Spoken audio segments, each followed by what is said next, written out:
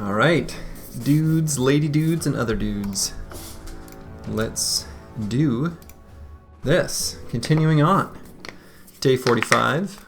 The run is starting to get to the point where it is perhaps less overall micro strategy interesting and more like macro strategy interesting. It's around the time where, we've discovered the whole map as far as starting cities. I now know where all of them are, which is very exciting. And now I get to make sort of the big decisions about where to go and what to do. So first things first, some of these objectives are no longer quite relevant. Guns, guns, guns, mission accomplished. Well, gun, crossbow. But we got 2 guns, that's good enough. So I'm gonna leave mid and high quality bros up there. Maybe I'll put like second wave.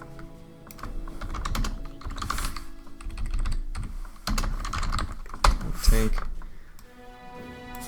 And then named gear. I think that's going to be a main thing that we're looking to do. And otherwise, what else? What are some of the main things that I want to look at doing? I can decide if I want to make an enemy out of a faction. And I'm honestly kind of thinking that it pretty easily could be House Rosenving.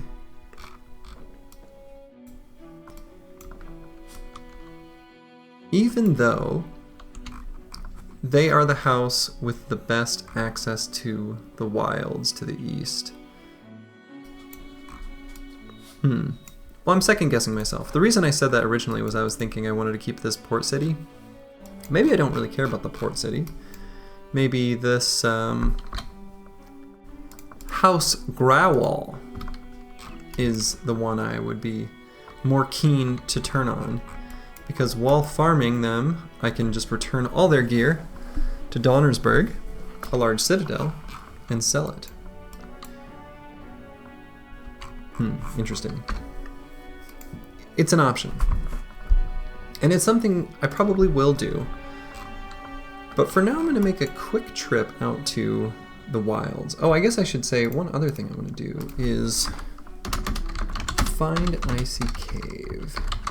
Which... boy. Hope no one can see that I apparently don't know how to type. So yeah, finding Icy Cave I think will be another one that I want to do. And otherwise, I do want to improve gear quality, replace these mallets with some barbarian weapons. I've got enough reach weapons, so on that front I'm good. My spear bros are in a good spot. My kind of tempo tank is going to need to be replaced, but he's fine for now. And I think that's basically where the squad is at. Oh yeah, and I found this like backup tank. I found like a guy who could be a forge tank, but like, if we find someone better, we'll choose someone different. But now that I got these gunners up with Fearsome, at least on one of them, I've really unlocked a whole array of options of battles against living enemies that can be taken. With most of the front line having Nimble and having a couple gunners that are now, basically online, there's a decent number of fights that the team can be successful against. So I think I've got enough food, I got enough tools, I got enough money. I can just make a quick little mini sweep of the north, try to find the Icy Cave, see what else is up here. We'll be looking to take some barbarian fights, nothing too crazy. The team's not ready to take on, huge swaths of Chosen, or, especially Chosen plus Unholds or things like that. But the team is ready to face you know, Chosen plus Reavers, that kind of battle. As long as we're careful, which of course we are.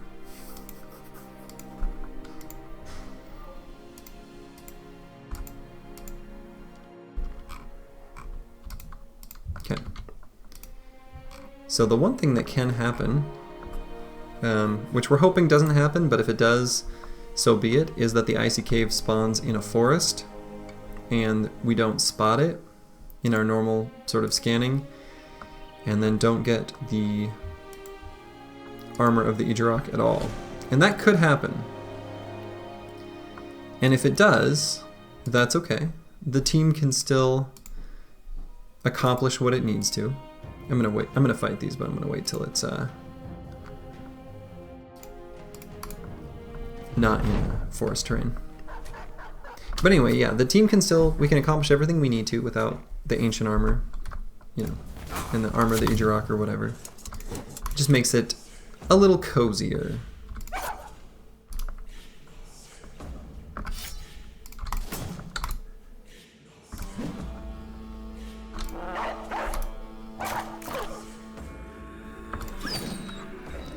Though this fight is like reminding me that the team is still kind of bad. A good reminder. We need to know the truth, and that's that we still sort of suck. Just a light amount of suck.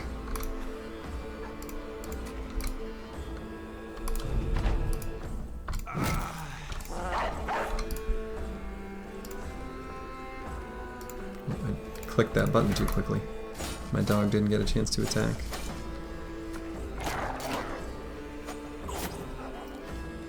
The animations and actions are not in perfect lockstep, so if you act too quickly, too eagerly, you can make it so your dogs don't attack. If you've got any mod that affects battle speed in any way, which as you can see I do. I'm going to jump up and down a little more quickly.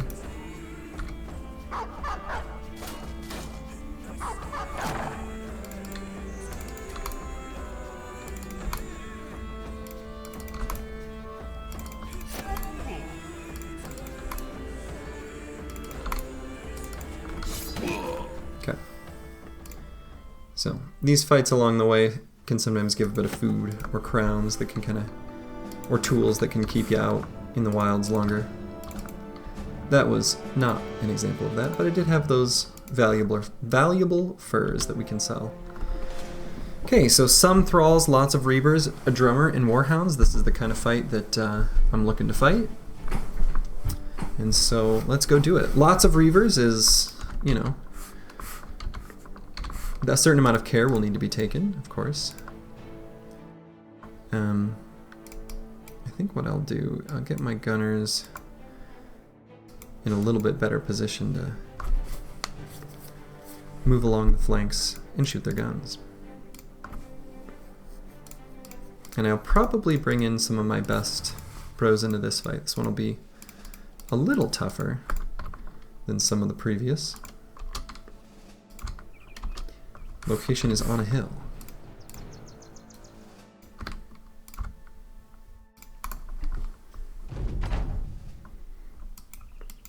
Yeah, that's a nice array of enemies for me to shoot with a gun.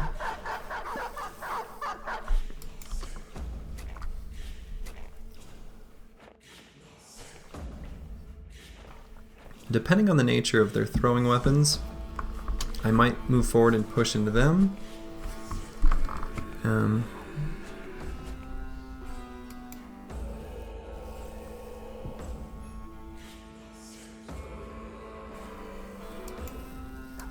Okay.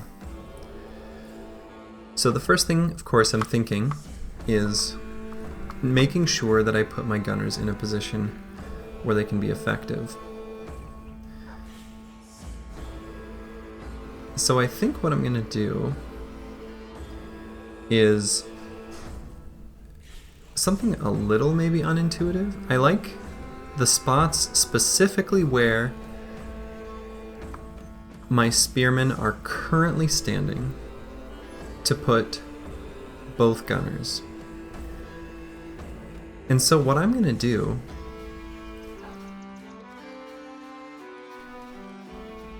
is move at least this guy directly into melee contact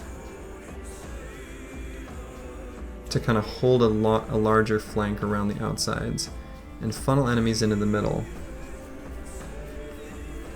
So this guy will be in contact there. Now since they have rotate, or the barbarian version of rotate, I want to make absolutely sure that I kill that guy. So I'm also going to focus on making sure he dies. That's kind of what I'm thinking right now. And same with this guy.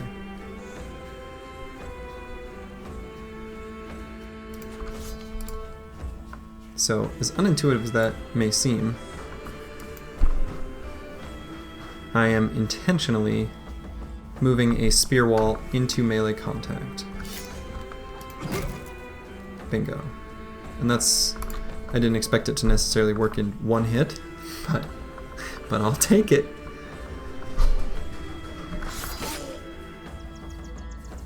Okay, I'll probably end up leaving that guy right there. And even though this guy's a defensive shieldy bro and not like a regular spear waller, I'm still gonna have him spear wall there to make enemies run away or run around him. So I'm gonna make sure not to occupy that hex because that's where I want to put my gunner.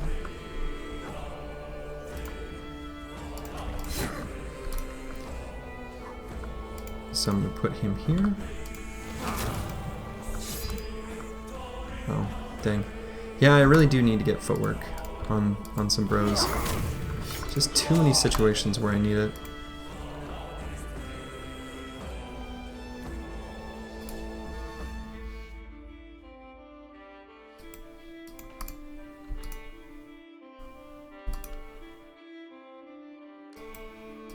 Could maybe occupy this hex. Yeah, considering that dog is running, I kind of like that. And where do I think represents the most threat? Top or bottom? I'm not sure. So for right now, I'll just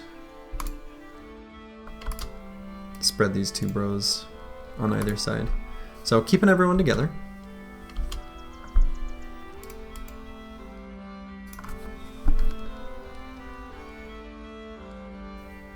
And I guess I'm not gonna move this guy. Hopefully he ends up okay. Alright, so this guy's fast enough, but this other gunner is not, to go faster than most of them.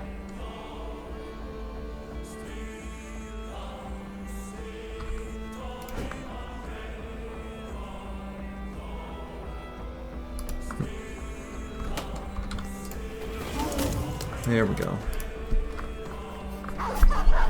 So I like the thralls taking that spot in the center.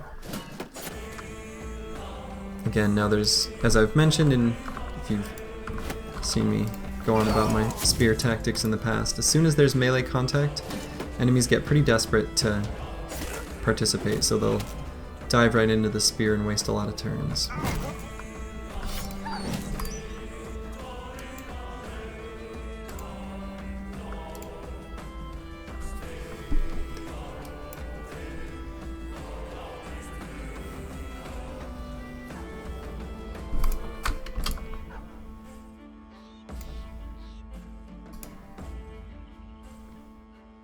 Actually, funnily enough, I could...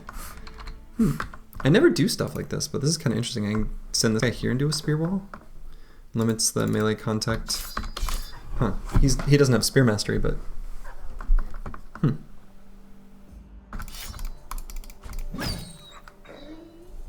Gave him a bop.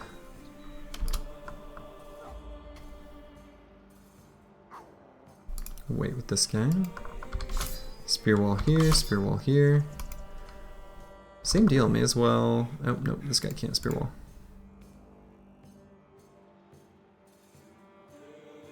We can help protect... Wow. He doesn't have much fatigue, huh?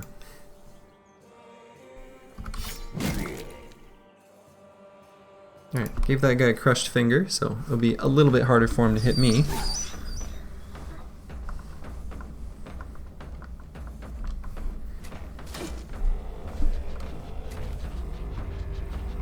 So you see how many enemies are not attacking me? Spears are good. Okay. Move this guy down just to maybe be in a better position to hit stuff. And I think what's funny is almost the entire squad is confident right now. As they should be. I think literally the whole squad. Look at all them blue flags. Everybody got a blue flag.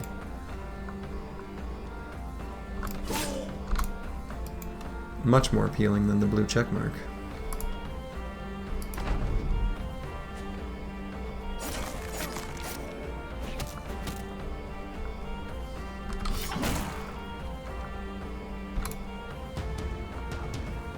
Okay. Just 2 enemies, but I think that's worth the shot. Nice, that's why they say, hey man, nice shot. Nice shot, man. Old millennial rock radio. Represent. Alright, so this guy does have berserk. I might try to get this kill. Boom. This guy doesn't have berserk, does he? No. I don't think this guy does either. He does. That might be a tough kill, but I'm gonna see if that guy can get a couple attacks in, and then see if I can follow it up with an attack there and get a kill. Alright, those guys are fleeing.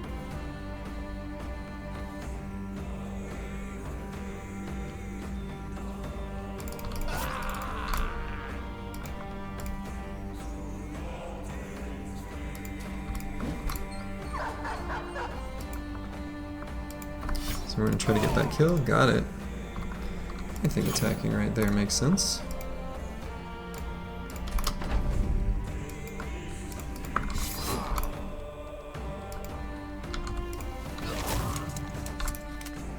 Just getting more damage. Alright, so they are in retreat mode.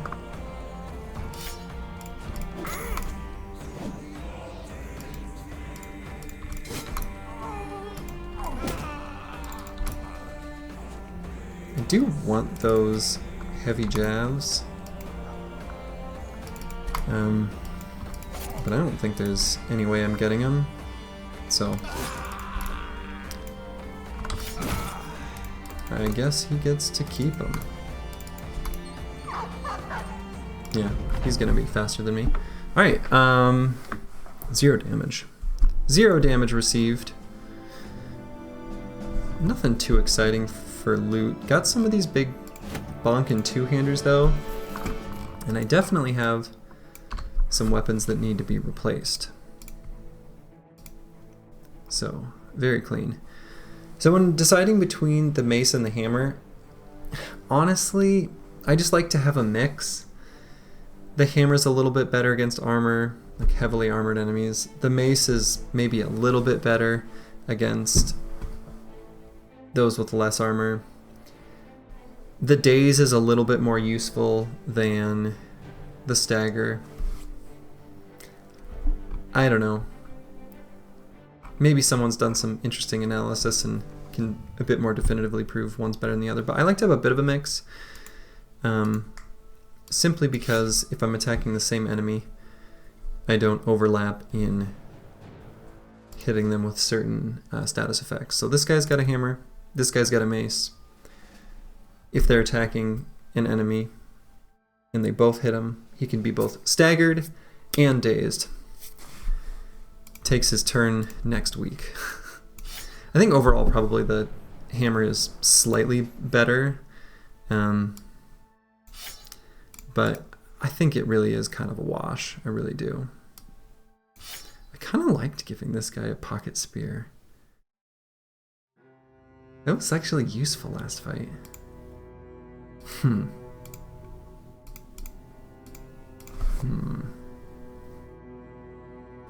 I bet there's a lot of situations where that could come up. I should keep that in mind. I think that's legit. I really do.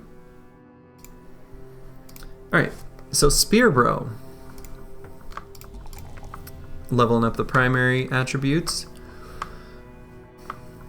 We've probably got just about enough fatigue where I feel very comfortable with how long he can hold that spear wall for like the really big, tough, long fights. I think I'd like a little more resolve. And I think I was really feeling the lack of Pathfinder on a lot of my bros that last battle. And that's going to continue to happen. So I think my next perk point might just be Pathfinder. It's just too generically useful.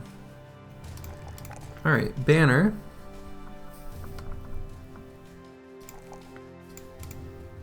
I'm going to give him Nimble, I think.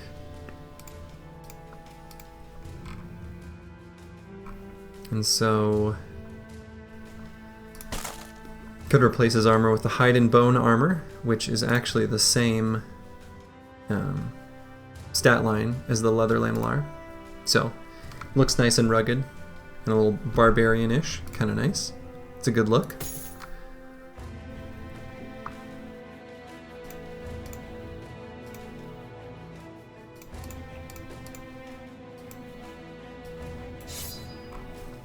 Okay.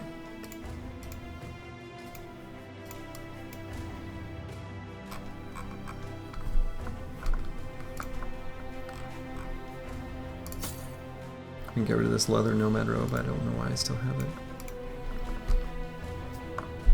Okay. So I'm looking at 61 of 99 slots in the cart.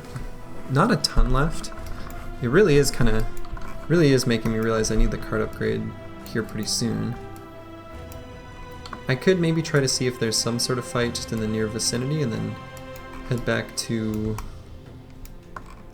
somewhere? Maybe Saddlefest? One of these two. So maybe I make like a little sweep like that, something like that. I'm sure I'll be able to get into like 2-ish fights. Hopefully.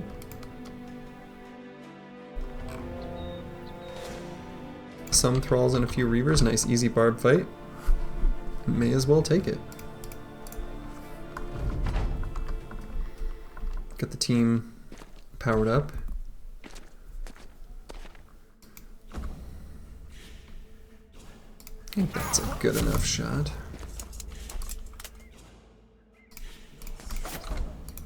No need to be fancy and sophisticated and spear wall and all that. I think I can just charge forward.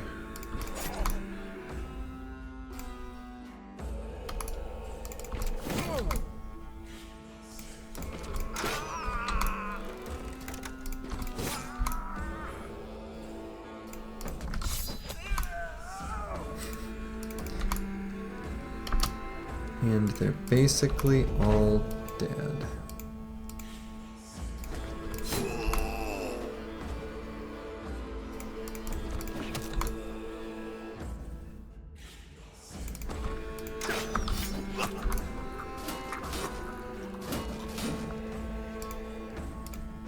Fortunately, I don't have a good angle to shoot two of them unless somebody moves.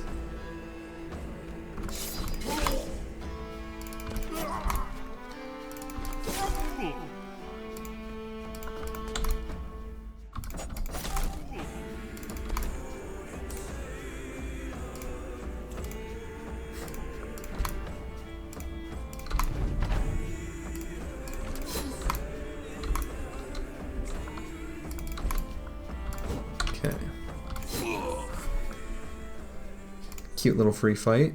Two amber shards though. That's really nice.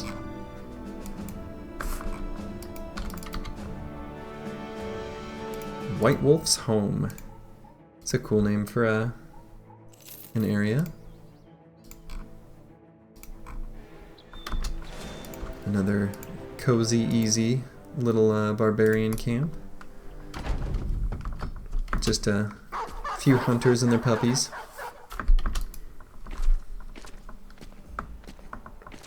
regular townsfolk, just trying to live their lives.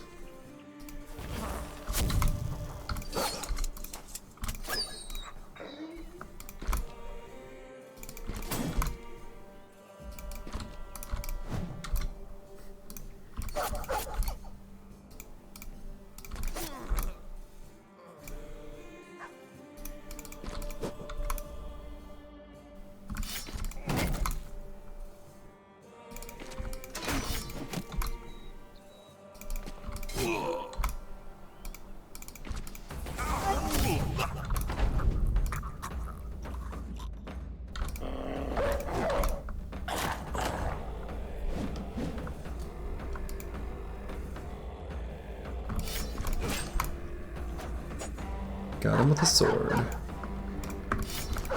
Got it with the sword.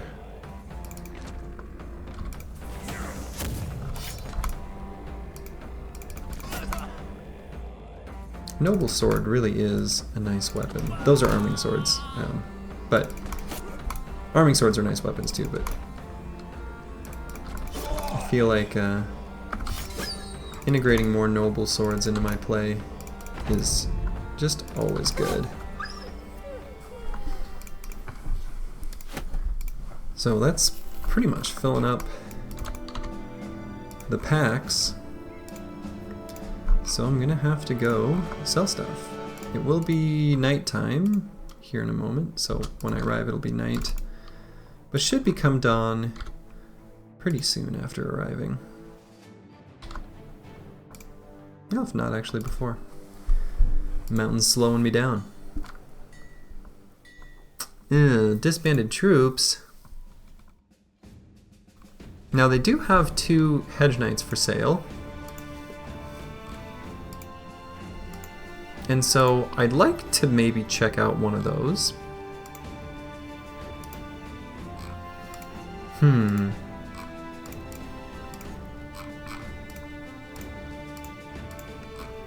So what I might do is go to Donnersberg, sell stuff, come back and just hope that the settlement condition hasn't changed where those, such that those are, you know, disbanded or gone away.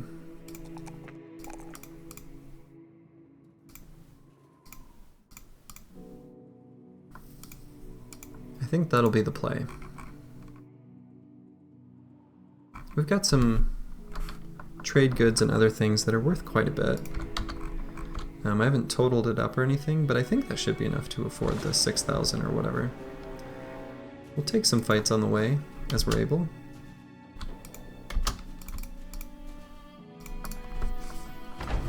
Might have to do a little bit of obnoxious inventory management just to keep the expensive items. We'll see if that ends up being necessary. I think it probably will. If I were to bet on it. If I were betting money, that's what I'd bet money on.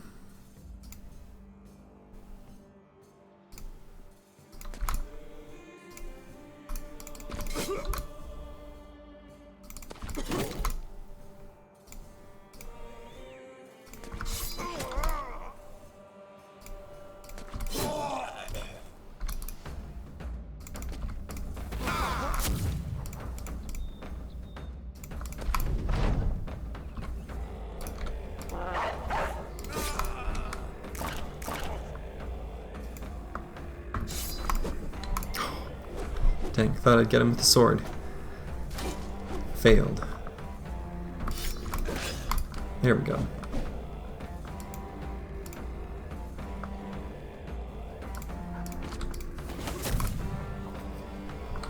Just sort of conserving a little bit of ammo where it's completely not needed.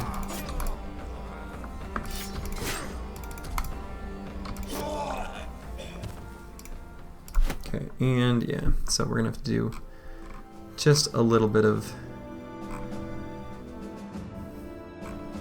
tossing, you know, the 1 roots and berry, the 4 little pieces of bread, or the 2 cured venison. We'll get rid of those. Don't want to be feeding my troops rotting meat. That seems bad.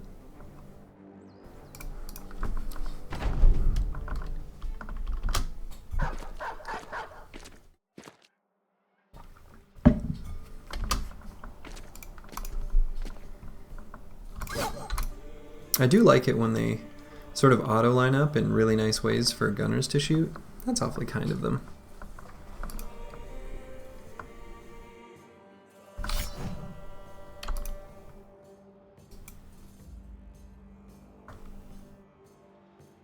I'll just leave this guy here. Right there on that spot. And likewise to basically everyone. That guy's got polearm mastery, so he can do a little bit of shenaniganry.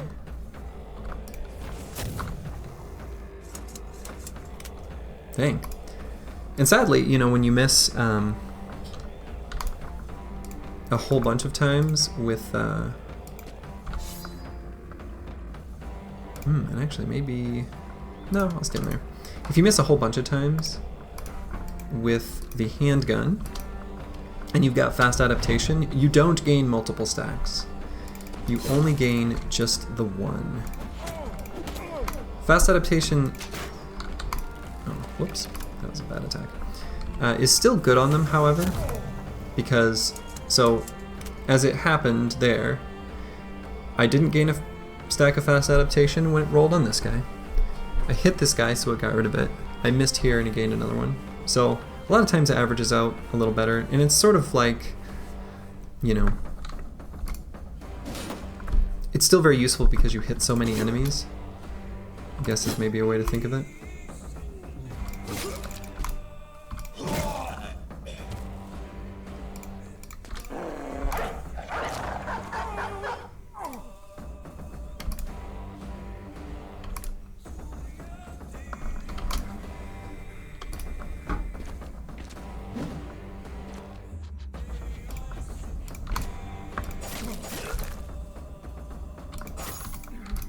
One thing about my initiative builds that I'm doing this playthrough, though, is that you know who doesn't care about initiative builds or initiative? People who use adrenaline. They don't care. They get to go before you anyway.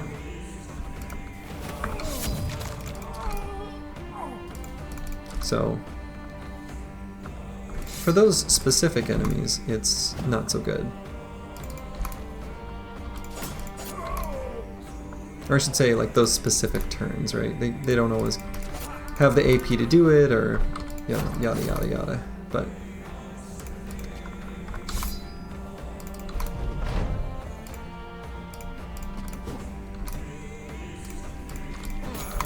like this turn, he could not. So all my fast bros get to go before him and take him out. So now we're definitely going to have to do some shenaniganry. Again, I'll get rid of little stacks of molding and bad food. And then some of these, like, maces. I don't actually know off the top of my head what's the lowest, you know, sell value glance, you know, at a glance, but those are so small that it's an optimization I don't care to make, basically. It's close enough to, you know, being nothing. Okay, so this settlement I will sell stuff at, and then I'll go back and maybe take a look at a hedge knight. Hedge knights have a funny reputation for being beloved by new players who dream of big fatigue builds, even though, you know, a lot of those are actually more useful early in a run and less useful later. And then they're sort of scoffed at, I think at least somewhat, by many veteran players. I've kind of wrapped back around, and I find them kind of useful. Like, there's a niche, there are builds where they're really good, and I like to get them for those builds. And so that will put me in I won't say precarious money situation. I can't remember exactly what the Hedge Knight cost. It was 6,000 something. You know, maybe I'll see if I can pick a fight on the way down in this path. Oh. Okay. We can fight that.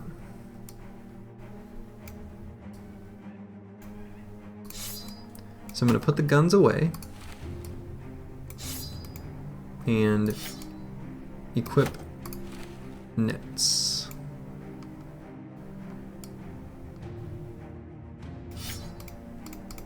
Nets and heavy throwing weapons.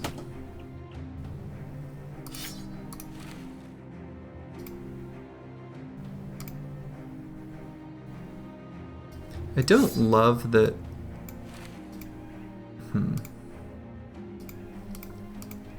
Was it a few necrosavants? Yeah. I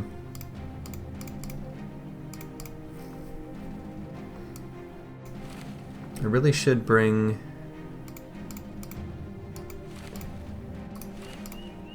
enough to handle this. I kind of don't want to use the reinforced throwing nets. Like, I kind of wanted to hang on to them. Hey, Grib. How's it going? But if I need to use the heavy throwing nets, I'll use the heavy throwing nets. What's new and cool in the world of Grib? Are you still playing some Baldur's Gate? And if so, how's that going?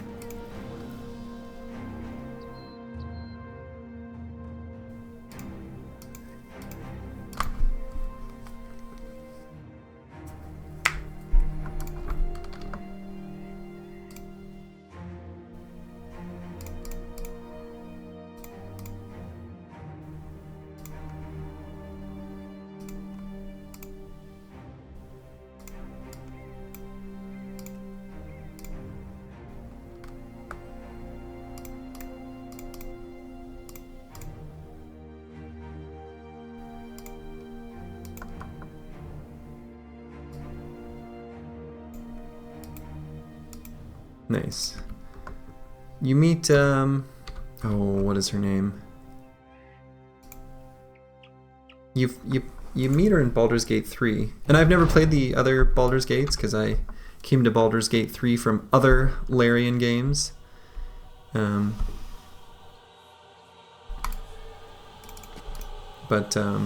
Shoot, what is her name? You can get her in your party. I didn't end up using her. Jaheira, yeah, that's who. That is exactly who I was thinking of. She's like she's an OG character, right? She's like from the original Baldur's Gate. Pretty sure that's true, right? I think.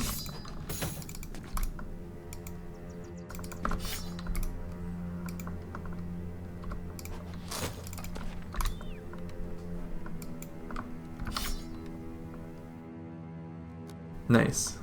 Well, you know, she's a little bit annoying in Baldur's Gate 3. So, I guess they did it. They recreated her.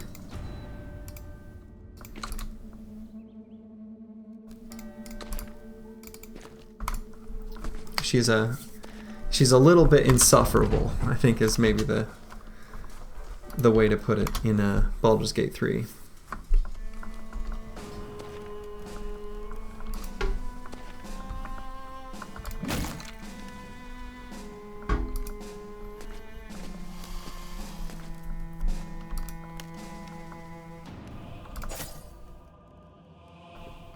Hey, Bijante, how's it going?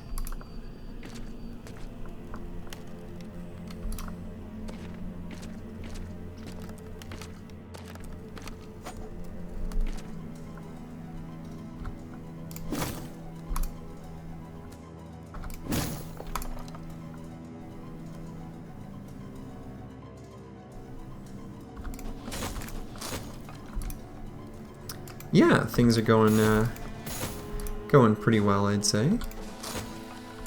At least overall.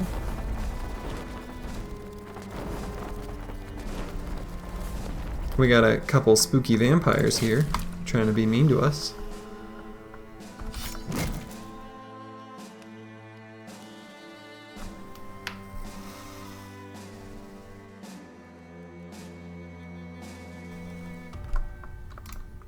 I think this guy's tanky enough I can take a step forward with him.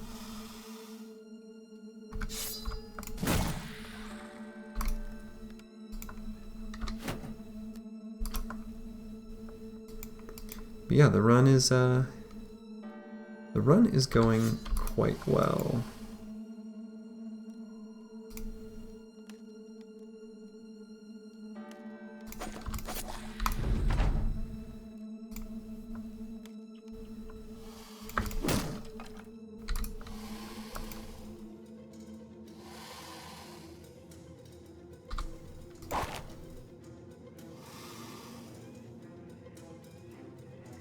Don't want to be too stingy with the nets. I was thinking I really want to try to not use that reinforced throwing net, but I also really want to not let necrosavants take my head off. That probably matters more, huh?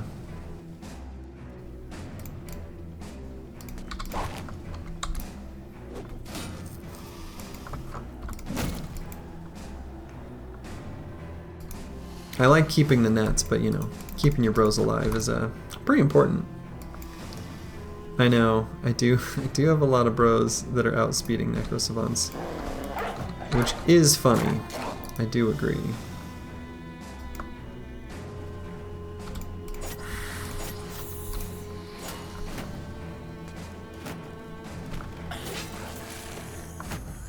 Also, I love the couldn't get out of the net, frustrated attack that they'll do.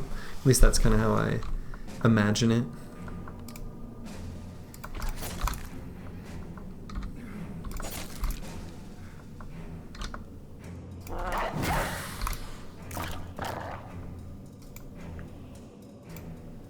Let's see, does this guy have... No, he's kind of fresh.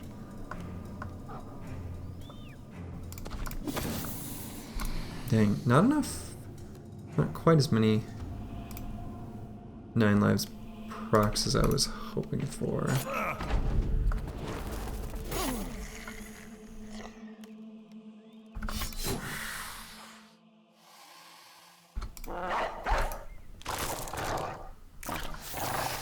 Nice, good dog, good boy.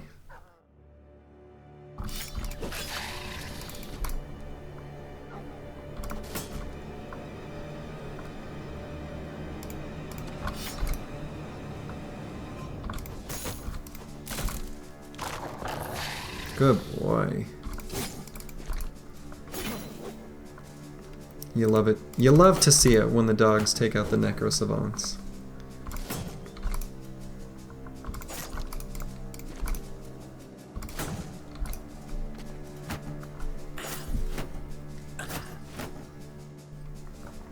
But yeah, the run's going pretty well. I'm on my way to recruit a hedge knight, because I know he's there and I've got the money, and we're gonna see how he rolls. And I was just going on a... Oh, I should not have moved him up actually. It's fine, but that was a... Bro, I shouldn't have subjected to that spear.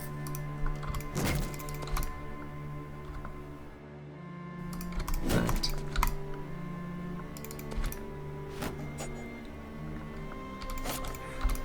But yeah, hedge knights are, for some reason, like a really controversial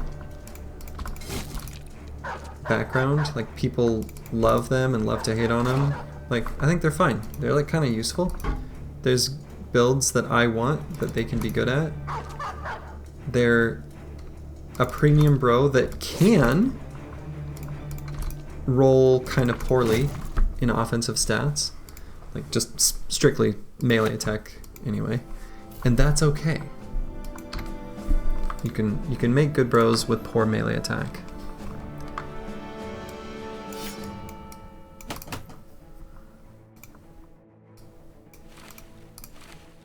I managed to keep one of the reinforced nets in place, so I'm happy with that.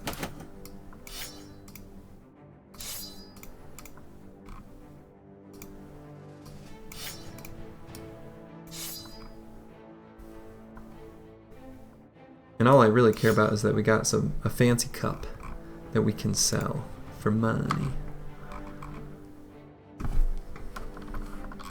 Okay, to Sattelfest. So it should be just about dawn by the time we arrive, I think. Pretty close anyway. Look at that.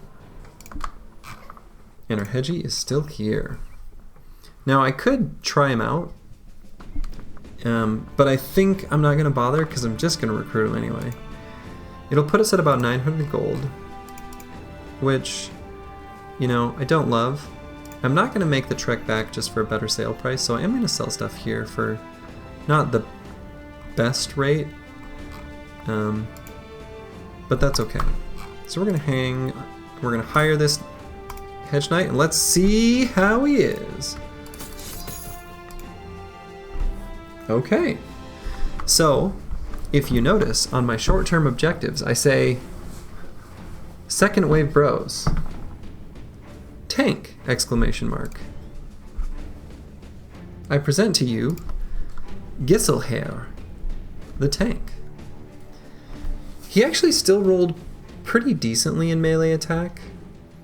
I'm not going to invest in it though. You know, he nearly max rolled melee defense with 2 stars. He nearly max rolled fatigue with 2 stars. He low rolled resolve, but he's got the 2 stars. Basically every single level is gonna be, I think actually literally every single level is gonna be 3 melee defense, 4 fatigue, 4 resolve, till the end of time.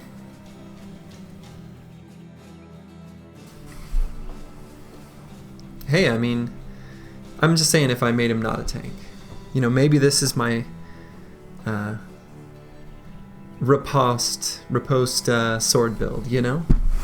Like a tank, but he still attacks because he says, haha, gotcha. That's not what I'm going to do with him. And he came with this shiny axe. That's a pretty good axe. Some say it's a great axe. So we can give the great axe to a great bro. And this early shield bro, as I have so named him, is kind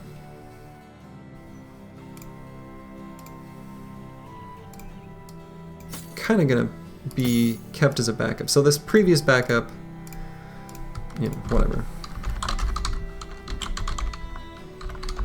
That's right, he protect, but he also attack. And so we're just gonna get this guy in here right now, training up. Tanks don't gain experience very fast because they're not killing much.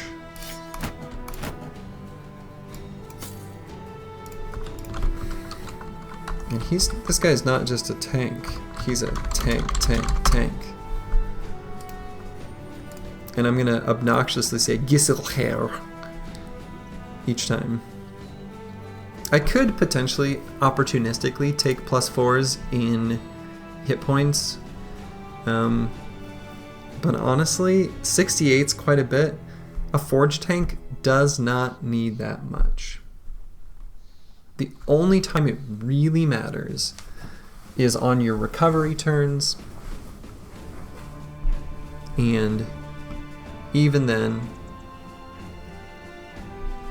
you're unlikely to get hit. You're unlikely to get hit in some terrible, catastrophic way.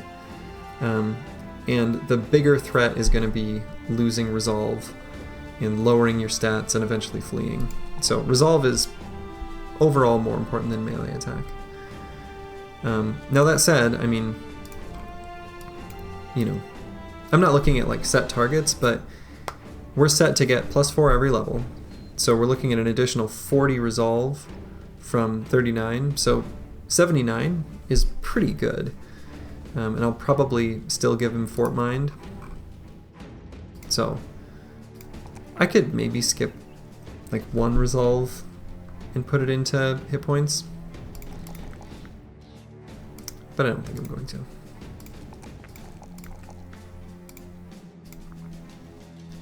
So I'm gonna still take Colossus, because even though I said hit points aren't that important, they're not like not important. I still like them. And just gifted, because stats are good.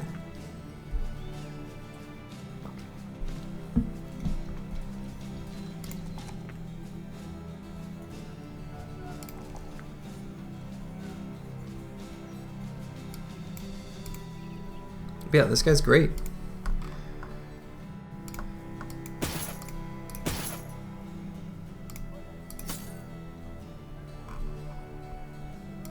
Also, Grib, you're still doing great as well.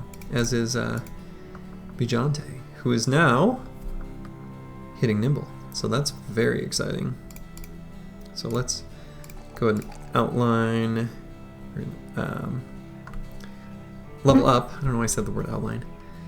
Level up everyone else here. Donazatello, who is a standard dodge quick hands. Willibald, Spear Bro. Still kind of waiting on that +4 to come around. Because I'd like a little bit more fatigue on this guy. Maybe I just take the +3. I think I do.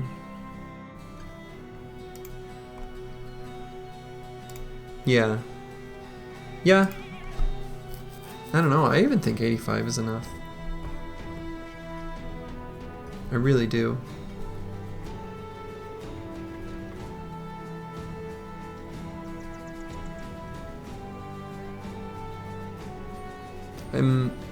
If the only I wouldn't I'm never gonna skip melee defense or fatigue. It would be a resolve roll that I skipped. It might be the right thing to do it. I'm not sure.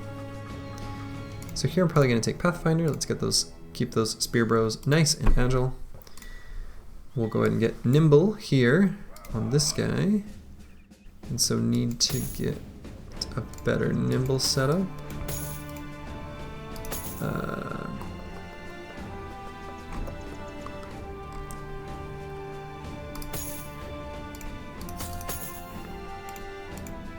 This could be a bit better, but it'll be fine for now.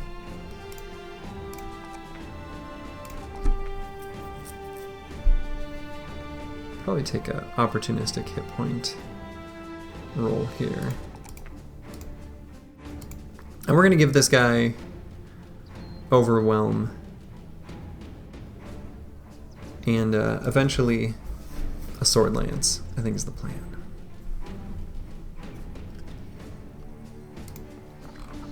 Overwhelm, Sword Lance, why not? I've got the Overwhelm Gunners. I don't know. It's you know, I'm playing with what the bros I recruited happen to have. I think it's kind of fun. You know? Alright, so I'm gonna make a trip out to the wilds. Out east, which is kind of what I was doing and then got distracted. Hey, I mean, I think, you know, I think it'll be a very good contributor to the team. I know it's probably not what you had in mind, but, you know, assassins don't have a ton of fatigue, so I'm not going to do like a classic dodge quick hands with like Zerk Frenzy or anything, but I do think like Fearsome and Overwhelm. So Fearsome, Overwhelm, Colossus, and Gifted, or Fearsome, Overwhelm, Colossus, and I guess just Pathfinder. Well, I guess no Gifted, which is fine. I think this guy doesn't have to have it. Will be just fine. And there will definitely be some high value plays to be made out of it. I kind of think of Relentless and High Initiative as like a better Berserk in a way. And what I mean by that is you get a berserk that doesn't have a condition on the first turn of like a free turn, since you can go before the enemies at the start of the, like you can go at the end of your first round and then go at the start of the next round, and a lot of times that can just swing a battle in your favor and then it's over. So that helps contribute to all those clean 0 hit point lost fights that we're hoping to have more and more of. Alright, so I'm gonna just... where do I want to explore?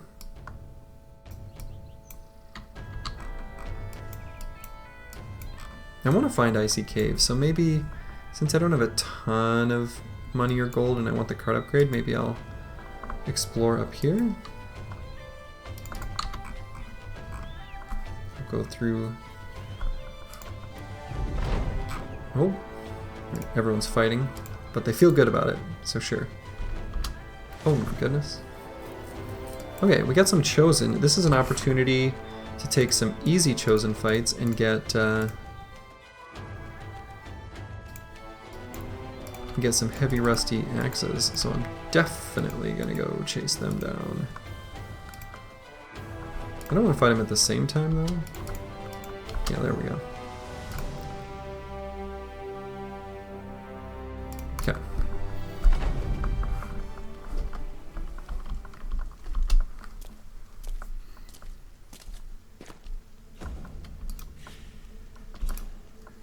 So there's our Chosen, and he came with the heavy rusty axe. What a team player, you know? Yeah, it is. It's like it's cozy, you know?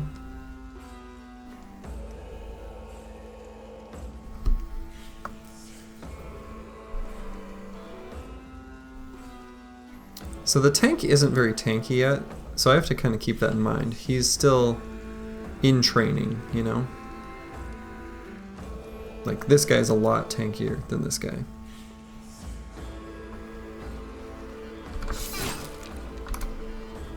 So I'm gonna keep formation.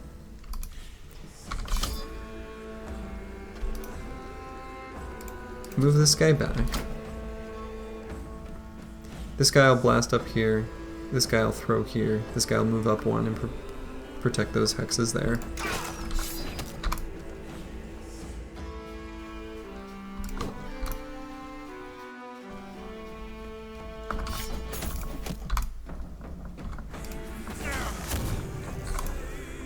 Yo, Toxic Wild Hog, how's it going?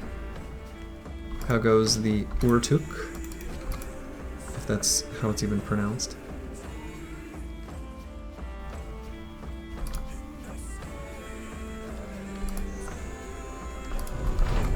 Urtuk? Urtuk? The game probably tells you. One would assume.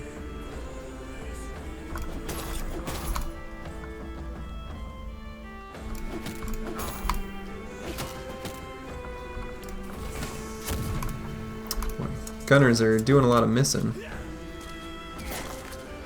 Toxic Wild Hog? Is that hard to say? That doesn't seem too bad. Did I say it wrong? I hope not.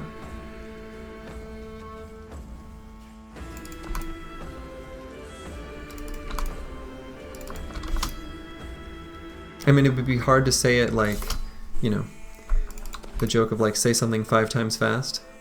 It's a hard one to say, you know, repeatedly quickly. I'll give you that one. Toxic Wild Hog, Toxic Wild Hog, Toxic Wild Hog, Toxic Wild Hog. Yeah, it was okay.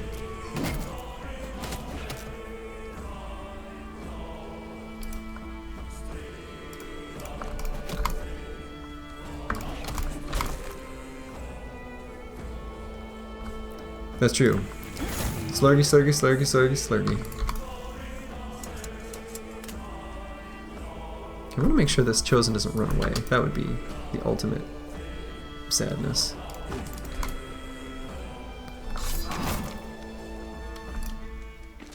There he goes.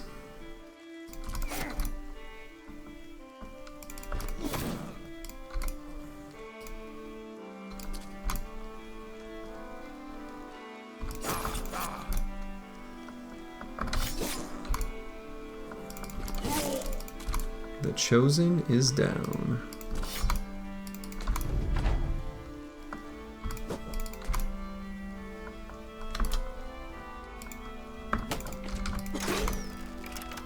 Hopefully, no.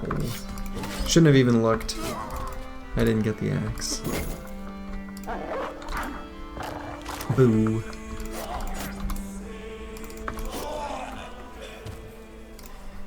Didn't get the axe, but did get a bundle of heavy javelins. So that's good at least. Good. Yeah, I saw it was on. It's on the Steam summer sale. It's 75% off. I did acquire it, so I do own it. Oh my goodness. Oh, toxic wild hog, you sweet summer child. Yes.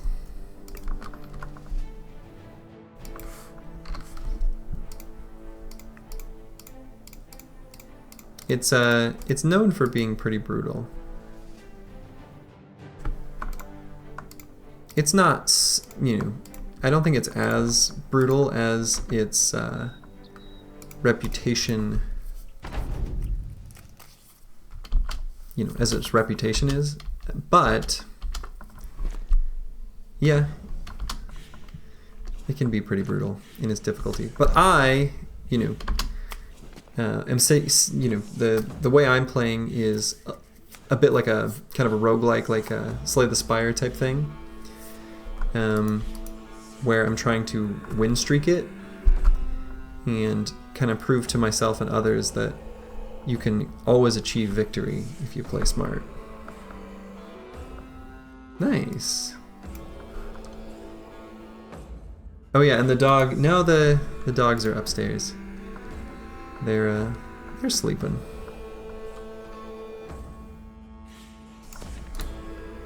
But they're doing great.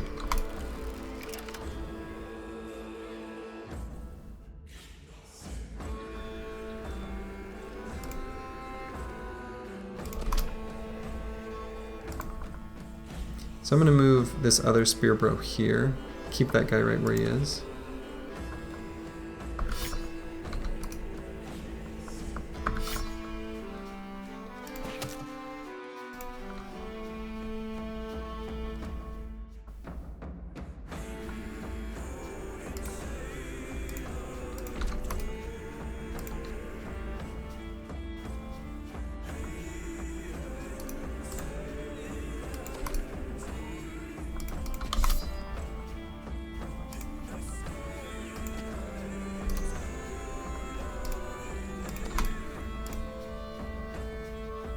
Yeah, I think an arrangement something like this, I think will work.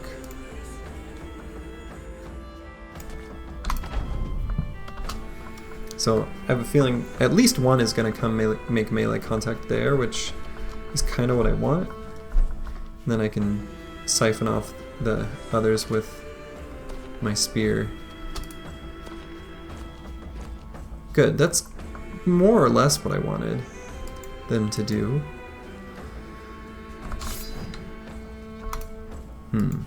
Didn't want to miss that attack, or that one.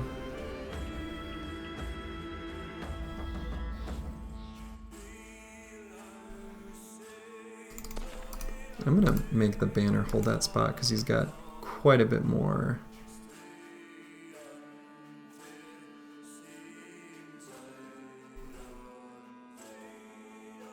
Actually, I think,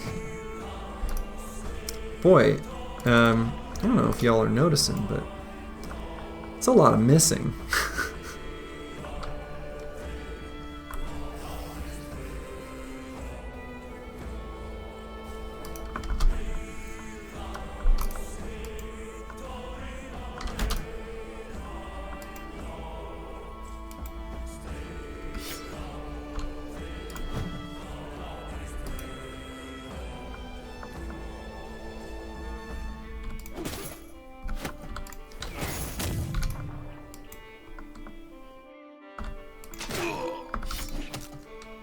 Hey, Scorpio Seb.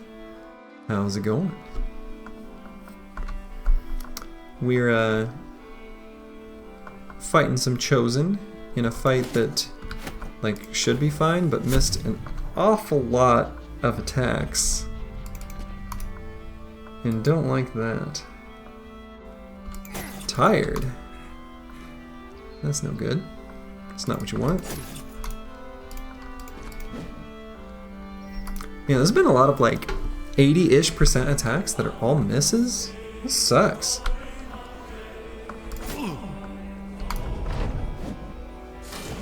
"53-kilometer bike ride. Holy buckets. Wow, that's impressive. Here I am, a wimp, thinking that tomorrow, here in Minnesota, where I live,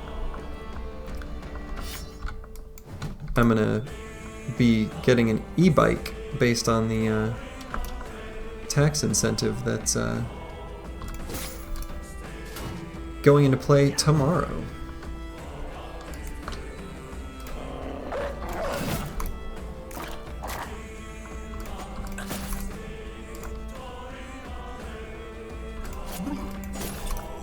Yeah, that's incredible for an 80-year-old to do that. Like, really incredible.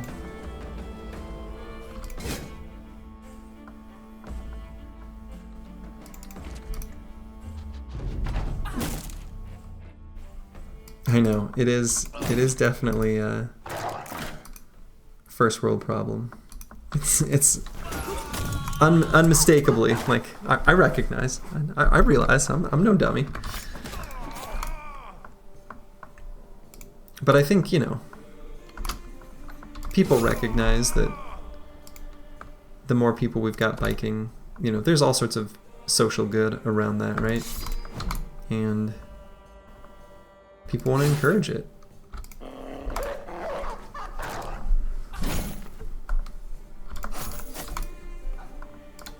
I used to live in a city that had quite a bit of bike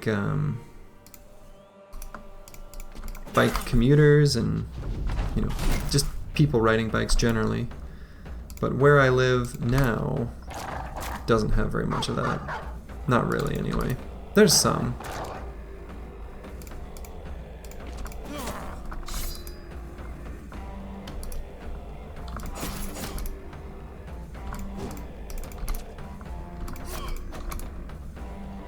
That's right.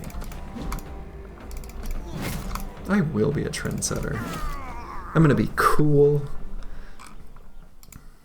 Out there with my bike. That's right. Well, unfortunately, from all those chosen we just killed, the one thing I was hoping for, the heavy rusty axe, didn't get a single one. There will be more opportunities.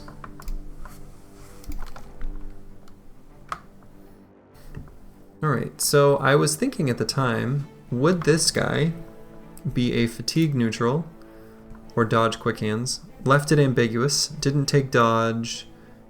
Otherwise, a lot of the stat and level ups are, you know, can be basically the same. So he's hitting level 7. He still has a few level ups, so he'll hit a really good melee defense number.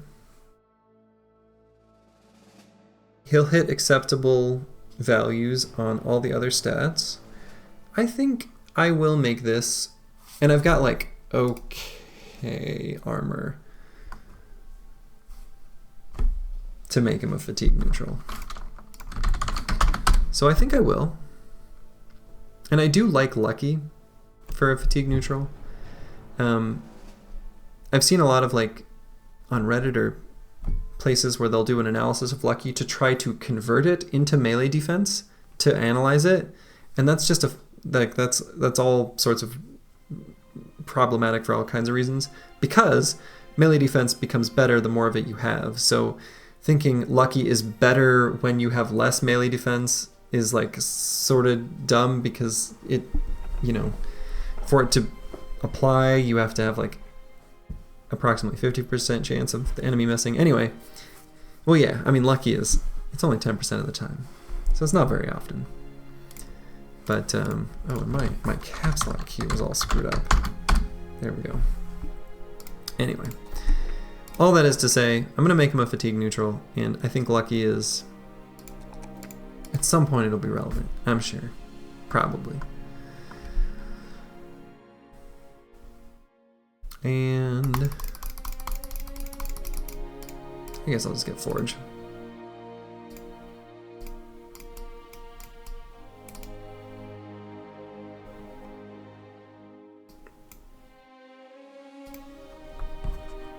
Yeah, I mean, you can kind of just ignore lucky. That's actually also true. Yeah, I think you can give a fatigue neutral Paul or mastery. Oh, I suppose, yeah, to compensate for the injury. I think even if you don't have it, I actually think that's totally fine. Especially if the bro has like athletic or something, then you can still move 2 and attack, which, you know, that's good.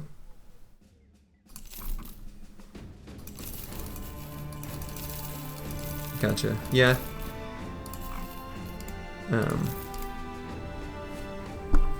Yeah, maimed foot is a tough one though. I really that one's hard for me to accept.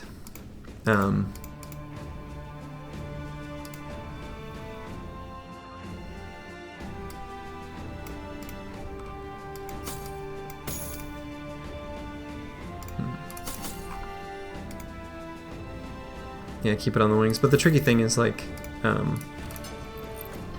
situations where you want to move forward, like into goblins, or you know, lots of enemies, where you've got just the one guy dragging his foot behind everyone. That's the part that's a little bit feels bad. Yeah, I don't think you should ignore athletic and iron lungs. I think there's legit build altering decisions that you can make based on those existing on a bro.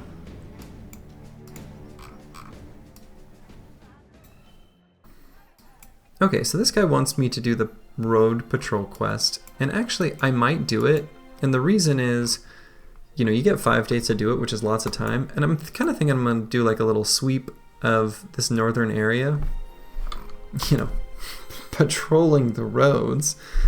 They don't know where I got those heads. So 50 crowns per head, 25 total. You can just collect them right up here. So we got plenty of time to return them, so that's what I'll do.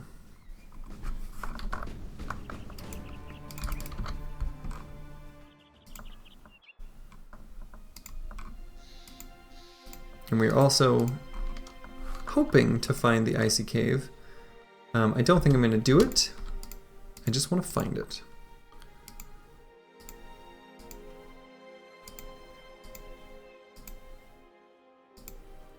Yeah, Iron Lungs on a lot of builds is good. You can build a fatigue neutral Iron Lungs one-hand sword duelist, which is legit like a really good build, and you can only do it if you've got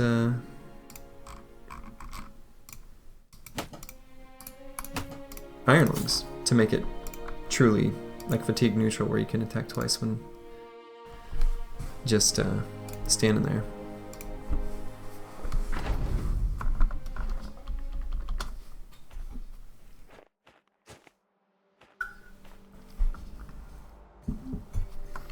So it is nighttime, so enemies and their throwing attacks are less scary. So all these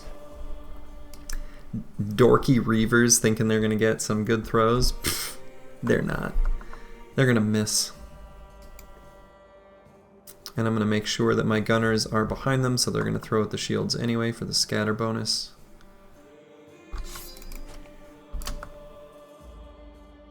I suppose if I take too many of those big pokey ones, it could destroy a shield, but That's okay. So do I want to push the others up forward? I think I do. The thralls will go first, and so they'll tie up this single hex that I'm going to leave vulnerable. So I'm just going to move forward on everyone in the middle. This guy is going to sit still. Actually, no. Ha! Oh. Could maybe move this guy up.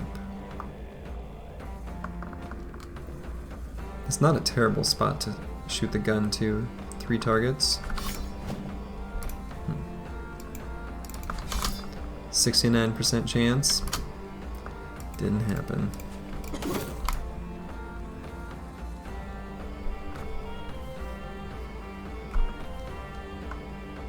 And again, this guy's not like a good tank yet. I guess he's... I mean, he's level 3, right? But he's got pretty good stats. Because he has the shield, I think I'm gonna still keep him right there. So this guy doesn't have Pathfinder, so... might just leave him here so I can reload.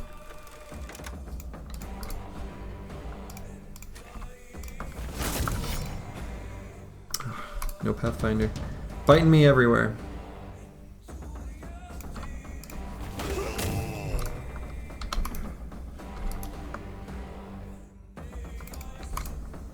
Okay, not the greatest start, to be totally honest.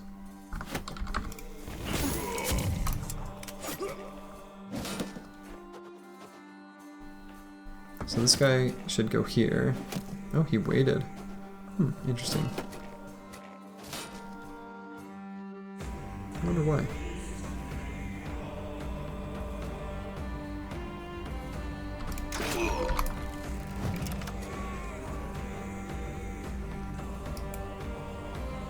So I can hit 3 here, I think that's good. Or I can hit 0, but I can shoot at 3.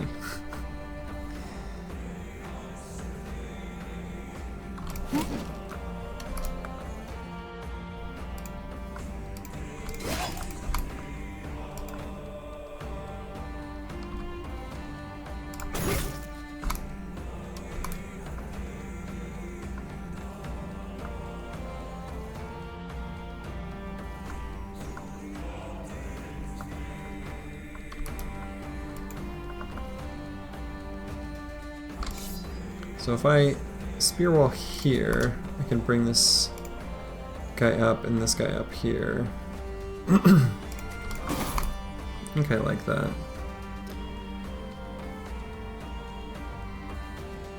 I can even spear wall that guy. Why not?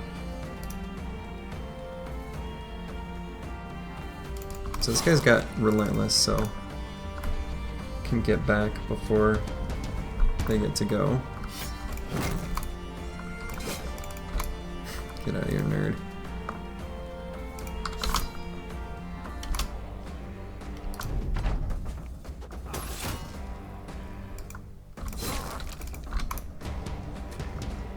Okay.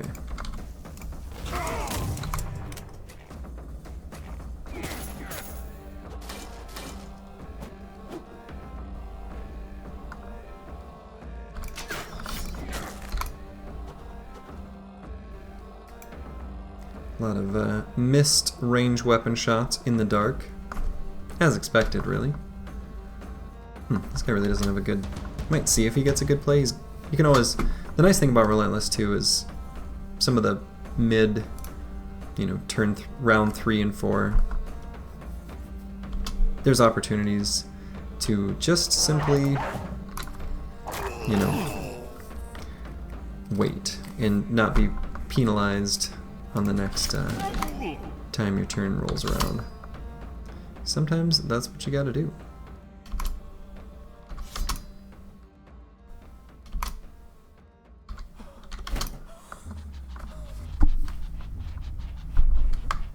I see.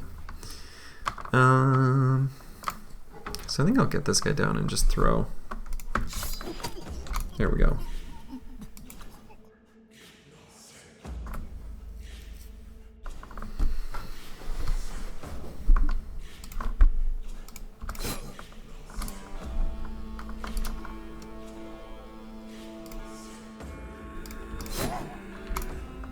Kind of cute that this tree is blocking the one hex that would otherwise be exposed.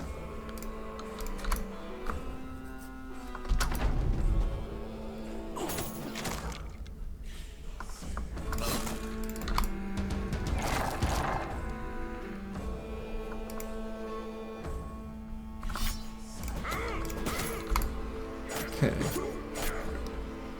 Got him fleeing. Don't kill my dog.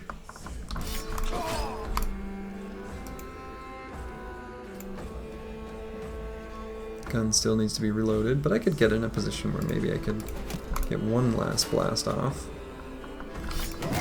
Maybe. Should have put that dog down earlier. Whoops.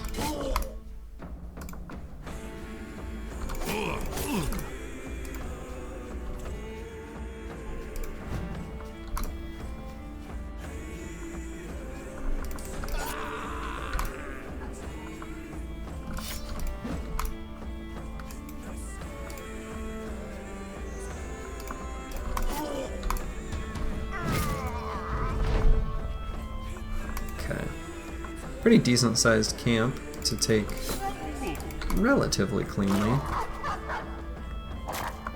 It might be big enough it could even potentially have named gear. It is, I think, a type and location where that's possible. Probably unlikely, but a boy can dream.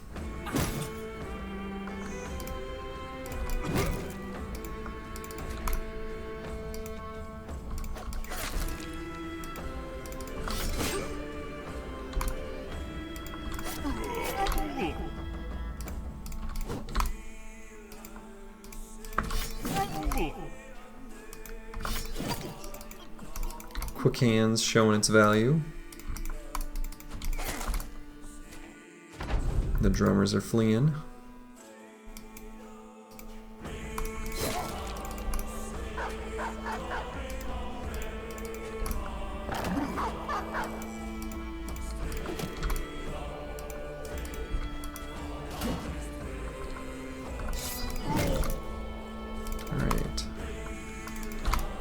Take this last Reaver out and let the drummers, we'll let them live.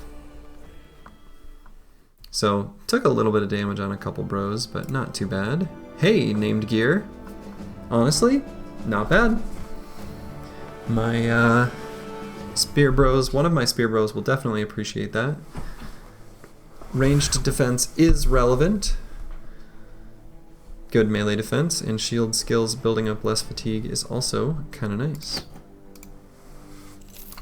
I am not displeased.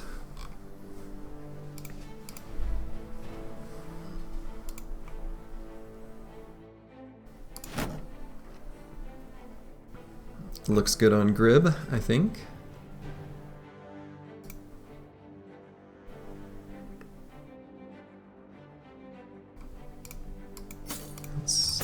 Fix up a couple nimble setups a little bit better with this hide and bone armor. Well, maybe I'm pretty good, actually.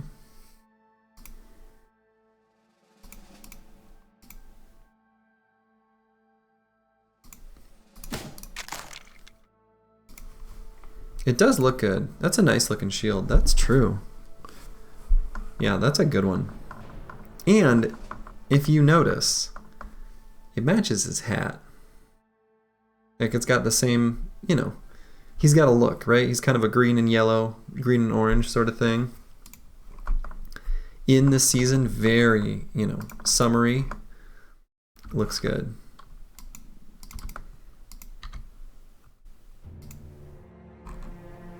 So actually what I might do, I was gonna peek on that mountain, but maybe there's another, I'll go up to the hills at least. Nice, simple, easy thrall camp. Go ahead and take that one.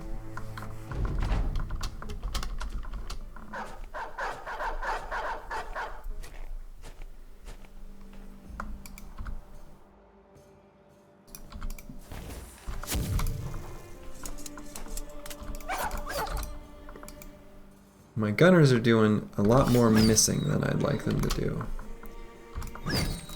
They need to stop that.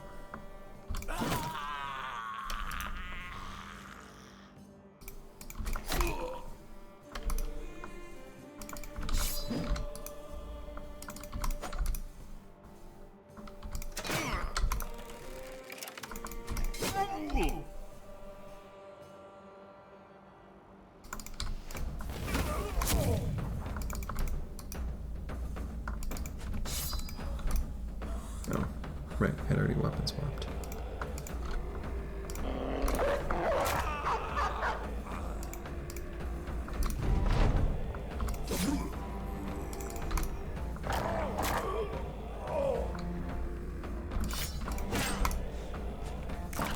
I'd run too. That's the only smart enemy on the battlefield.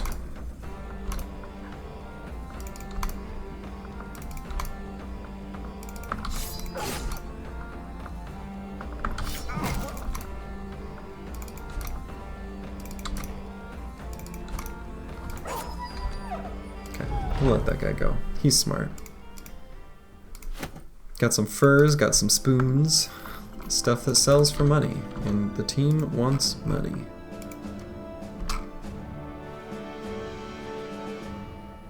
So, I don't want to go all the way over to that camp. I don't know what's there. I might be able to do it. I think that one had like a bunch of unholds, but that was like much earlier in the campaign, so it would have re-rolled by now. But I don't want to get so far off the beaten path in this patrol the road quest. This could be an opportunity for me to get my heavy rusty war axe. So I'm going to fight these chosen.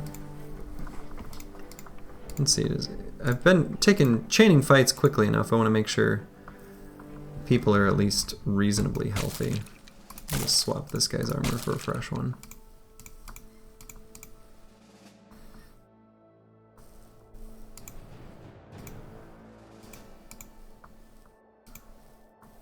And maybe this guy that's just got the crossbow, I can cycle out too.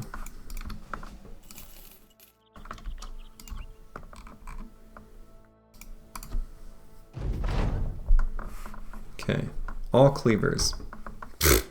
Don't care. There's people who like cleavers, and people who like the barbarian cleaver, and I'm not one of them. So my spear bros do have Pathfinder now, which does enable me to position them more cleanly here in the snow. So we're going to see where these chosen go. Now, the cleavers are dangerous to me because I got a bunch of nimble bros. So given where they are positioned, I think I'm going to push everyone up into the right one. We're going to tuck this guy under, and yeah, something like that. And then we'll keep the cleavers at bay.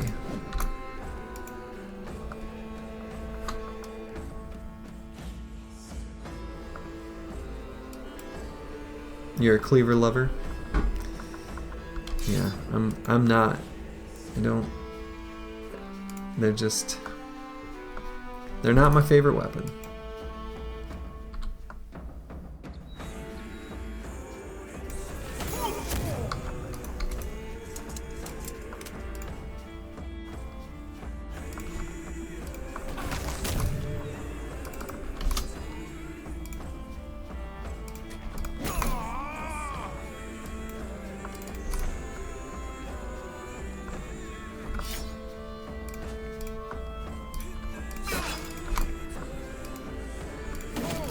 Though, I mean, that said, I still like using them sometimes, and a good cleaver is a good cleaver, and, you know, as long as you use it right as a good setup weapon, they can be very, very powerful.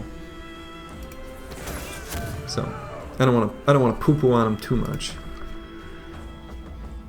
And like right now, against my squad, they're actually potent and quite dangerous.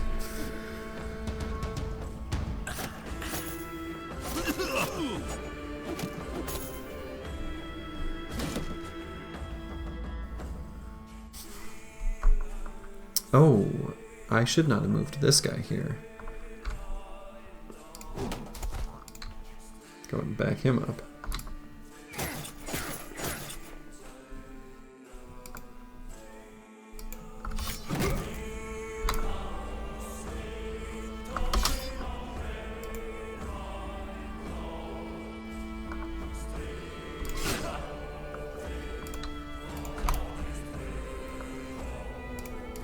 Yes, they are strong when paired with hammers. I agree.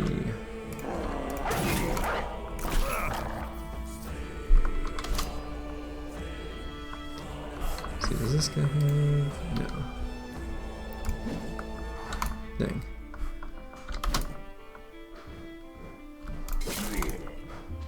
Okay, so gonna be a lot of adrenalines here.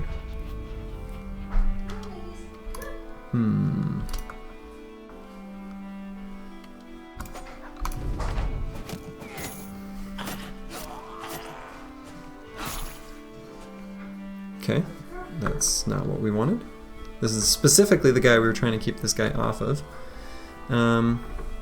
So he'll be fine as long as we can control this guy this turn. Got a few different options to push him back. That was one of them. That was one chance. Don't want to let that guy die. If he dies, that will be very sad.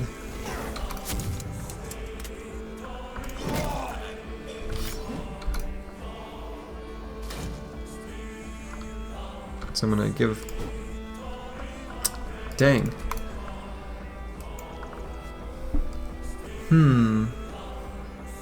So he himself will have another opportunity. So I'm gonna get up here, try to rally. Okay. Alright. That was a lot of attempting to push that Chosen around. Eventually got him. That was a bit spooky.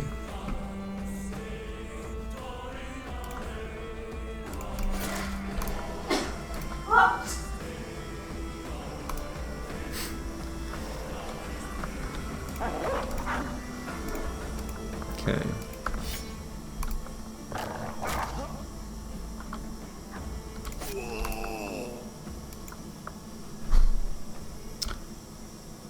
Can get a dog here in melee.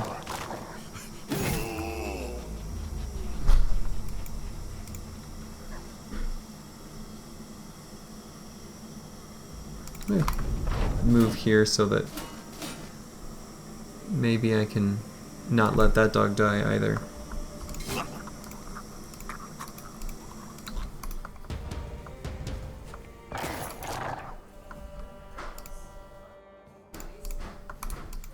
Okay. Boy, will it be nice to get Pathfinder on some of the bros that I want to take Pathfinder on. There's a lot where that's in the plans.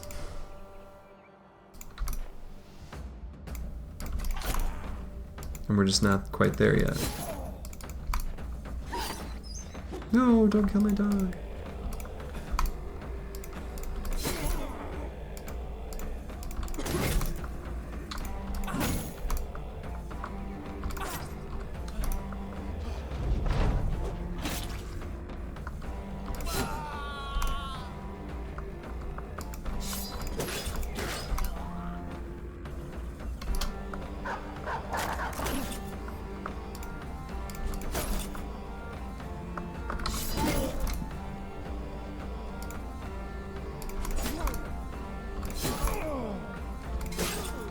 Boy, tanky little buggers, aren't they? Alright. And we'll let that drummer go.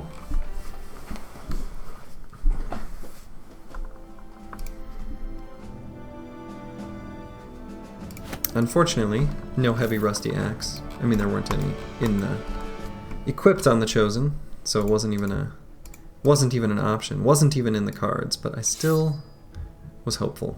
However, did get a bundle of heavy javelins, so for that I am thankful. I can swap that guy's helmet back. And, you know, some of these weapons do sell for an awful lot, so it was still very profitable. Alright, tank, tank, tank.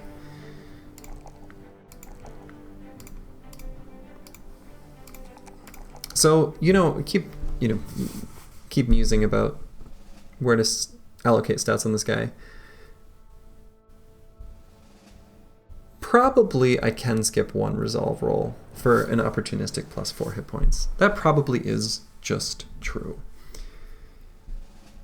I think that should be fine, and 90 probably is a little bit safer against some of the armor penetrating attacks that could come on his future recover turns between Indom. And for now, it's obviously very valuable because he's just, he's not going to have Indom for quite some time. Oh yeah, isn't he great? Like, he's good. Like, that is a Chad right there. Pretty happy with him, for sure. No, just regular old hedge knight, purchased at a town. I'm gonna give him the lone wolf perk, if that's your question, so that he can run off and just force enemies to attack his shield. Yeah, okay, that's what you meant. I mean, I guess in retrospect, maybe that was the obvious interpretation I should have made.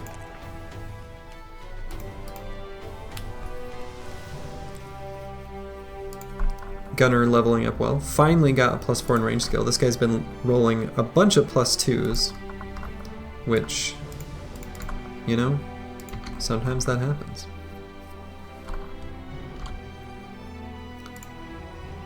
And is there anything I want to do here before I leave?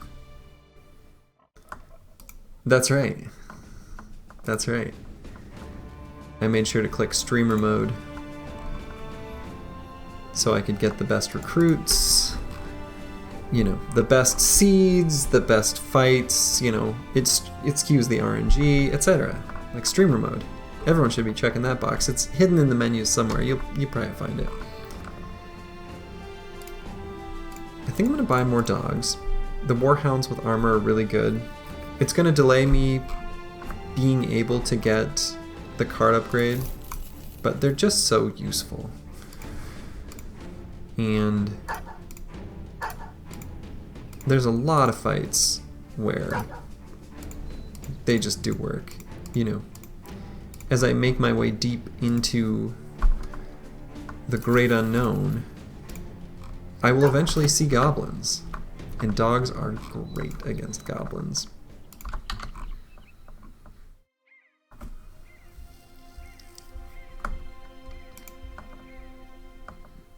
So we're going to go here to Steinwacht. As per the contract specifications, we move on. Then we go to Sattelfest.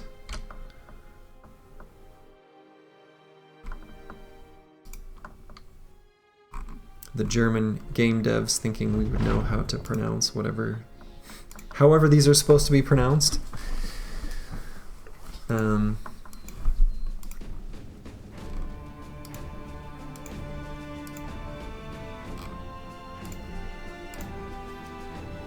So I'm going to sell here because it's a decent sale price.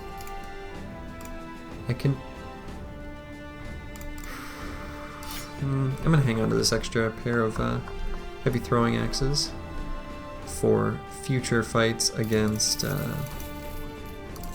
Ancient Dead. Hey, good night, Bijante. Have yourself a good sleep.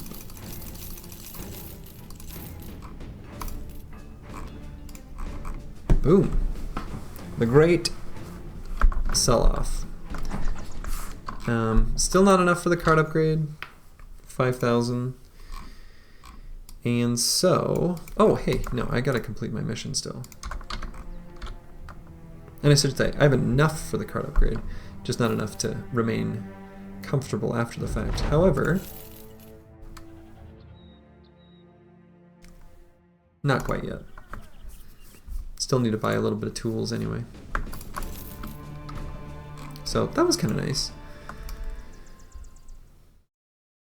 Now, I was talking earlier about how I might make an enemy out of this noble faction. What I can do is head this way, kind of explore this final top area of snow that I haven't yet explored, and kind of go down here and then opportunistically start picking off caravans or peasants, kind of whatever. Because I think this faction just really doesn't matter to me. They really don't.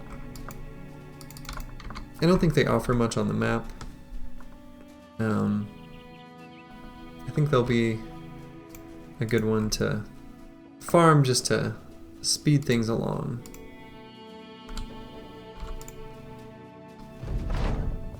You lose dried fruits. Man, it's gonna give my team a fruit and cheese tray. Now they just have to eat venison and ground grains.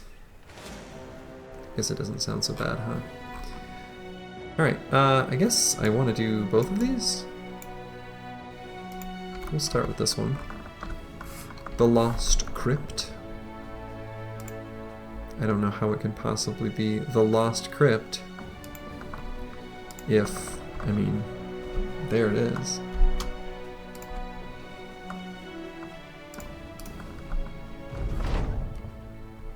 We're hoping to see a fallen hero with some good decayed armor that we can dagger down.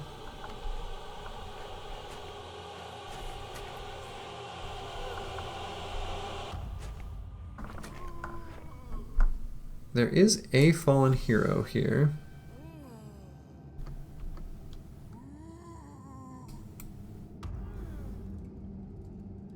But I think that's the 170 armor. It's kind of hard to tell on the fallen heroes. To be honest, I'm not sure I'm able to do it very reliably. So I'm gonna get that spear brother. Okay, there are a couple geists. And then the other spear bro I'm gonna position up in this little top flank, I think. Maybe like there. The ghosts are going to have kind of a weird journey to get to me. Like a really weird journey.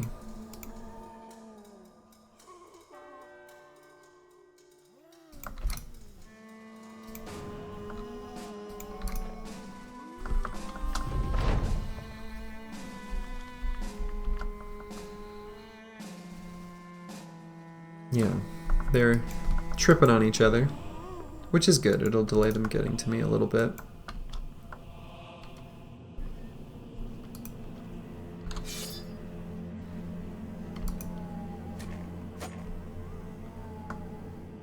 You miss your first 1 in 20 chance? Come on. What did I hire you for?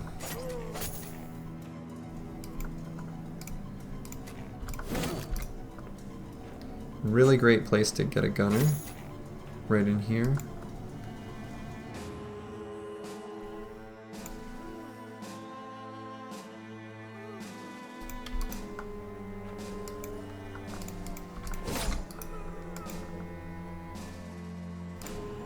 Actually, even right there.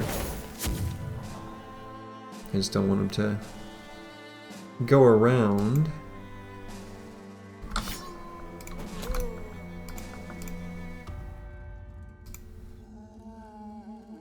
And I suppose for this turn, that's a pretty good spot.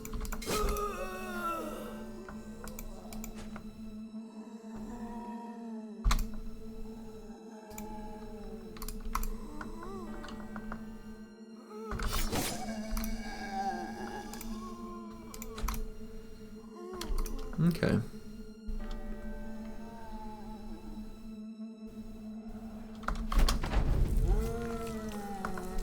The dead are rising, as they do. Okay, 3 of the Geists are around top, and actually they're sort of like tripping on each other quite nicely, actually. Okay. Mr. Tank, you're not setting the right precedent for how you will perform and behave in the future. Mr. Tank. Alright, so I don't want him to get surrounded, so this guy can get up and cover him so that he doesn't, so I guess that's fine. Oh! Where did that guy come from? I didn't see him in the turn order. We'll most likely be okay. We'll still move up here, we'll still spear wall.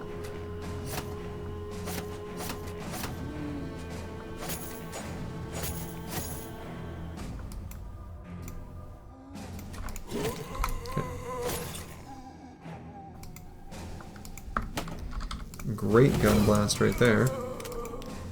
And the sequel. So good. So good.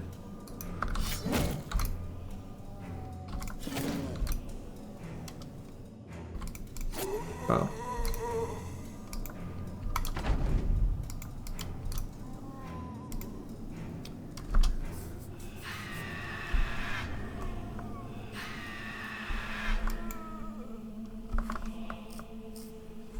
Okay.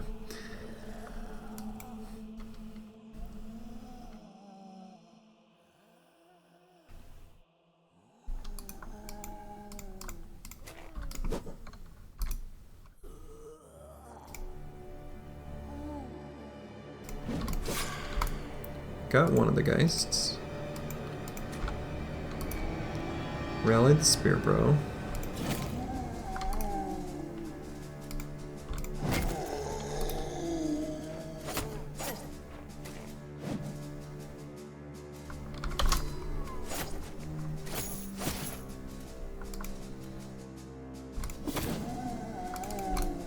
Should be able to get the other Spear Bro up there.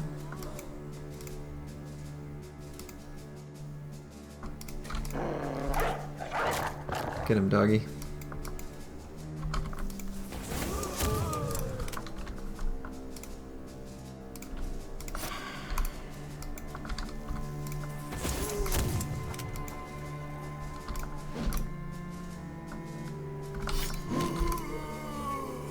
Okay, this is going quite well.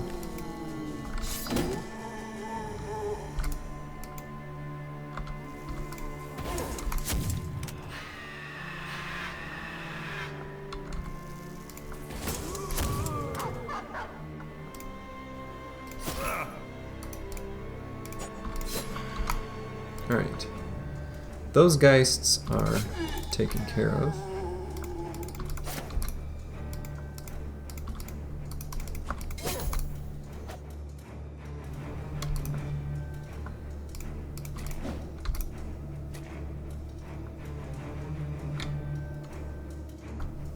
What if I let this guy in?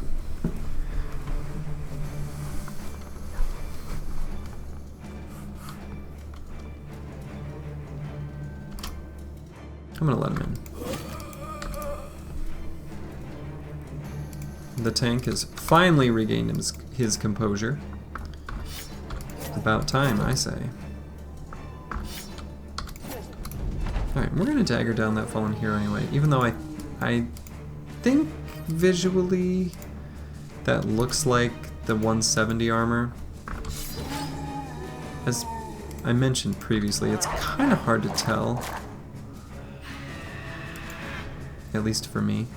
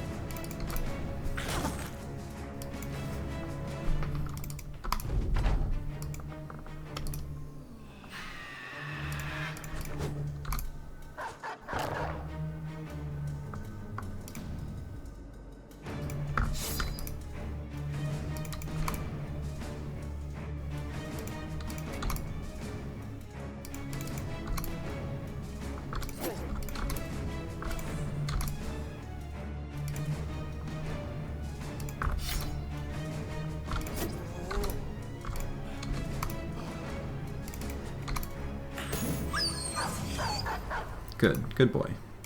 Don't die.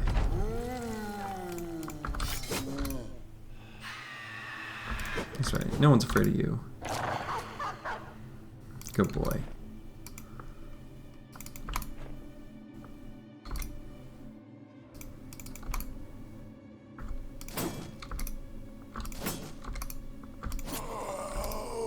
Right. The fallen hero has fallen. Yet again. Really didn't take much damage at all. Just 30 damage on one of the Dodge Quick Hands bros. Aha! Okay, what I said about I don't know how to recognize these armors is obviously true, because this is exactly what I want to see. The Decayed Coat of Plates is a great transitional forge set before you're able to get the real Coat of Plates. And so you can pop that on a fatigue neutral in training and be real happy with it. Which we've got a couple of.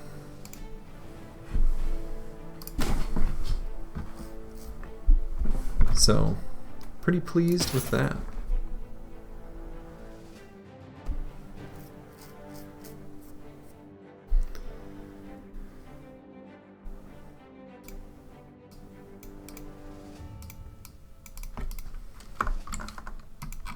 Okay.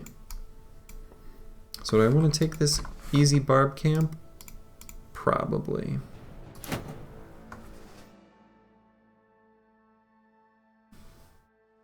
I think I'll put on a decayed heater shield with a Sipar on deck.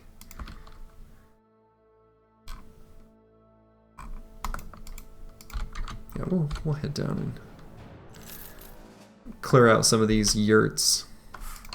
It's illegal to be homeless now, don't you know? And yurts are, I don't know that they count. Just 4.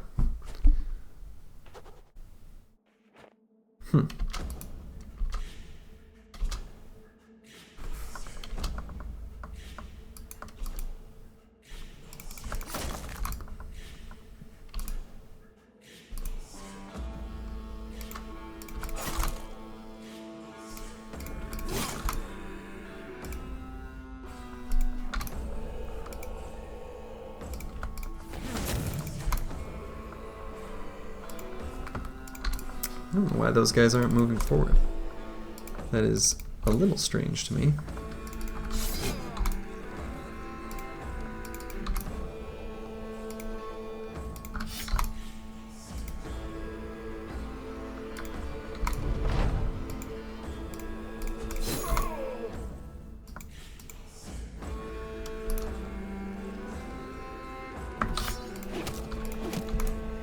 Okay, maybe shouldn't have even attempted that. I see, it was a they have ranged advantage sort of a factor in the AI's behavior because of their throwing weapons, I guess?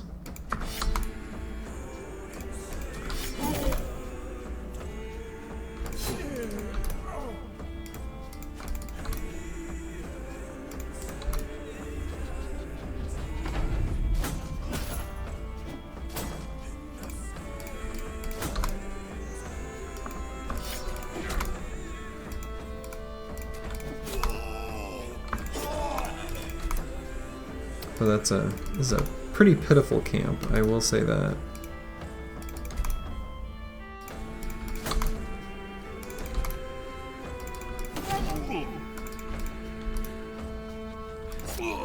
Pretty pitiful camp. But you know, it's still got amber, it's still got gold.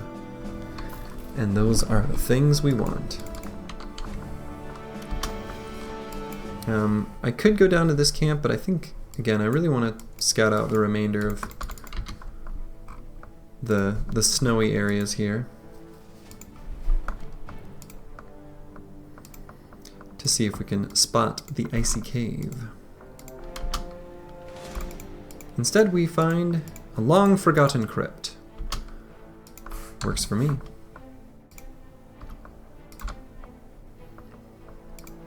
This has been a very cozy series of battles so far. I guess I really in retrospect, should have just waited the, little bit of time for this to become day. That would have been smart, considering it is almost day, in-game anyway.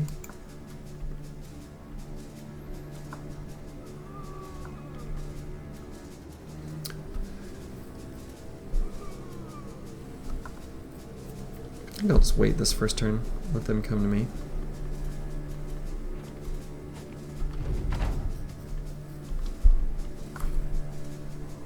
Come to me, little zombies.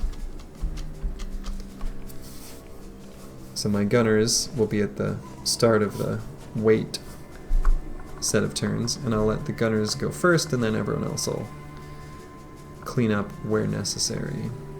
Though actually, I'll make a little exception here. Never mind. No, I won't. Oh yes, I will.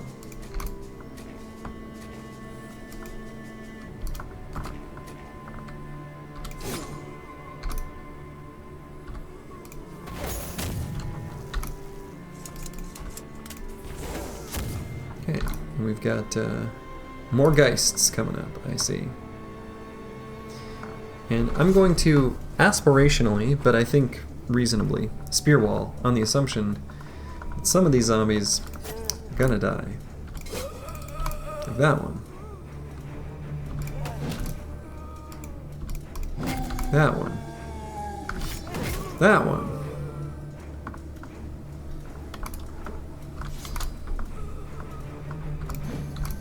But not that one.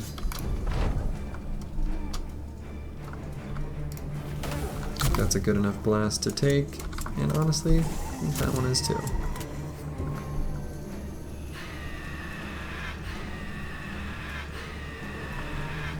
Okay, gonna get up here and already sort of preemptively rally.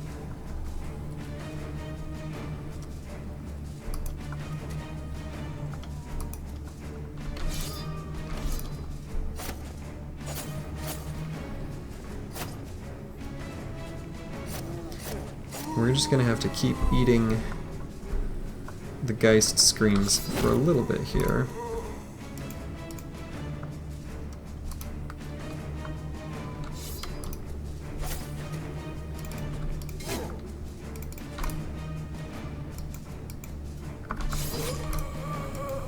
While we clear more of these out.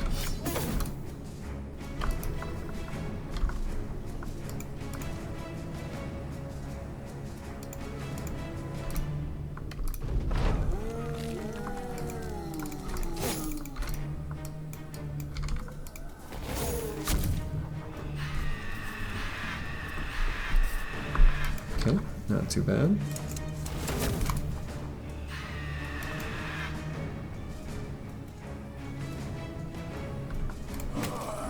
Nice.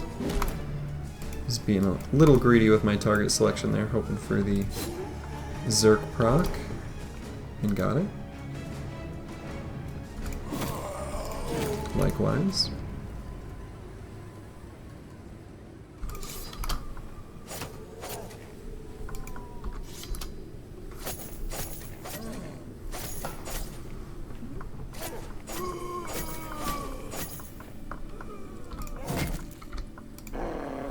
Can probably start getting dogs rolling here now, kind of any time, I think.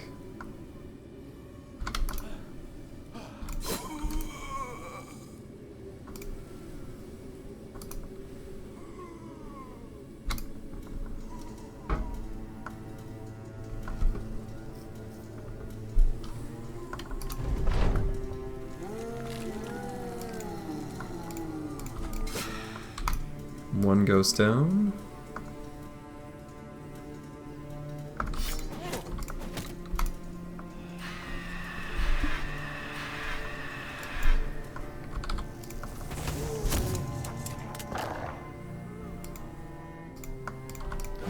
Two ghosts down.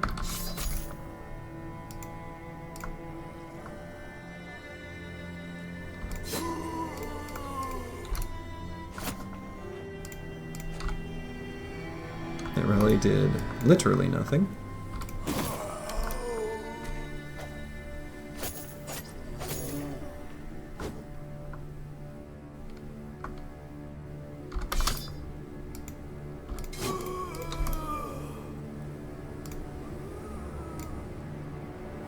Do I want to go in here and attack the Geist? Not really. I think since his morale is a little bit lower than I'd like, I don't want to put him in a position where he breaks in contact with too many enemies.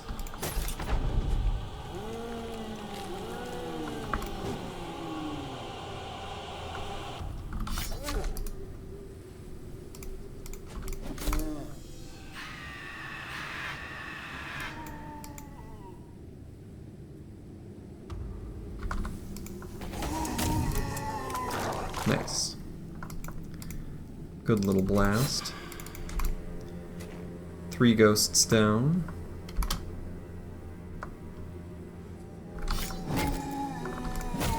Just gonna take out this fallen hero the old-fashioned way.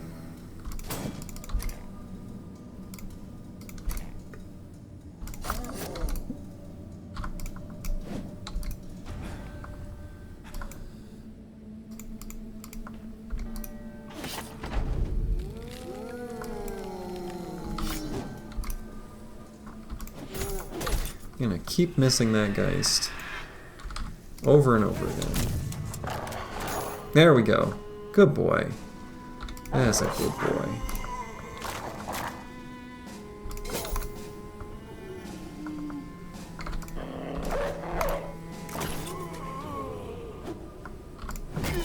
Bonk.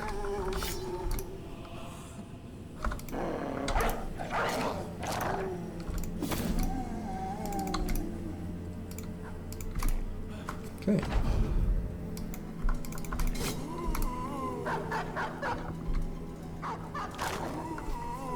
Very nice. Only took just a little bit of damage on a couple bros. Got ourselves a decayed, closed flapped top with mail, and money. Some ancient gold coins.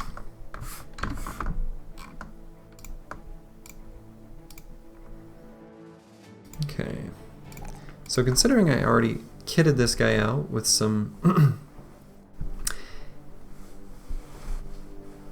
heavy-ish gear,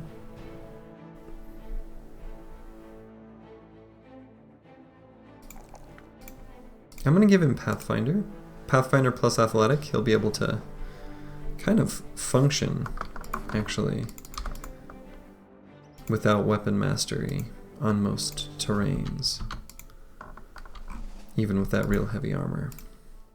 Which is all we need. There's the icy cave. Okay. I'm gonna check that I don't feel like I have a bro ready for that. And I think the answer is I don't. The dodge quick hands builds are just pretty dicey to put up against the cleaver. It's pretty easy to lose them.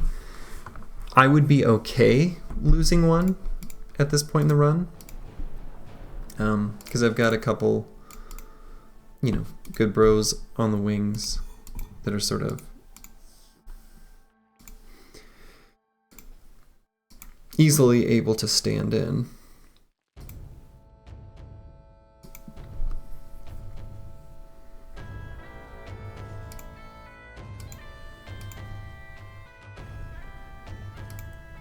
Yeah, I don't think I do it quite yet. But I know it's there, and it won't take too long to find, you know, a big old chonkin T3 two-handed weapon, and with that and some good armor and a good bro, it's at that point becomes a pretty safe proposition.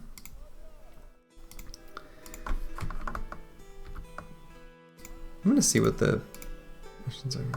Barbarians, blah blah blah.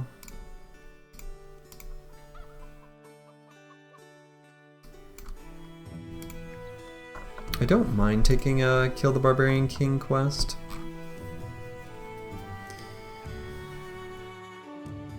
It's not a terrible sale price here. It's not, you know, not incredible.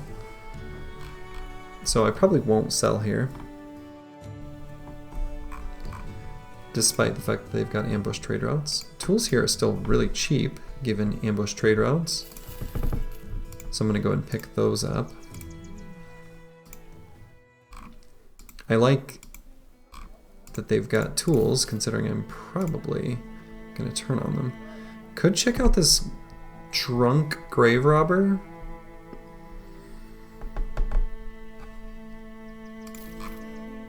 We'll take a look. Alright, so this guy's not going to make the cut.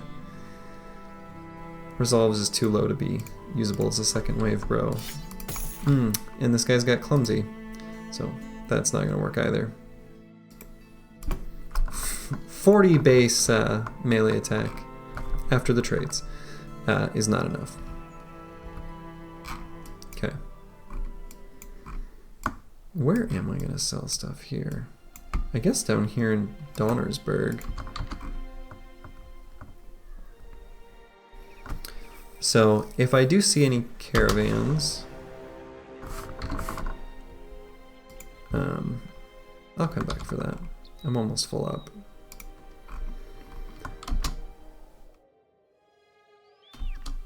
Yeah, I'm not quite going to take that on yet, but I'm going to fight some, do a little picking on this noble faction, I think. I think that'll get me quite a bit of money and stuff to project the team, catapult us forward. More cheap hedge knights, kind of in abundance here.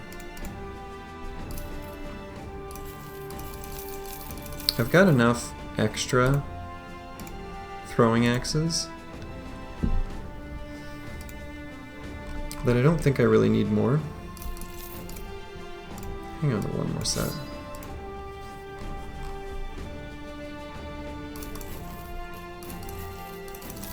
I can't buy another hedge knight at the moment without a priest to break up any fights. There's an event that can happen where two hedge knights are trying to kill each other, and it's very, very frequent. It has like an extremely high roll for probability.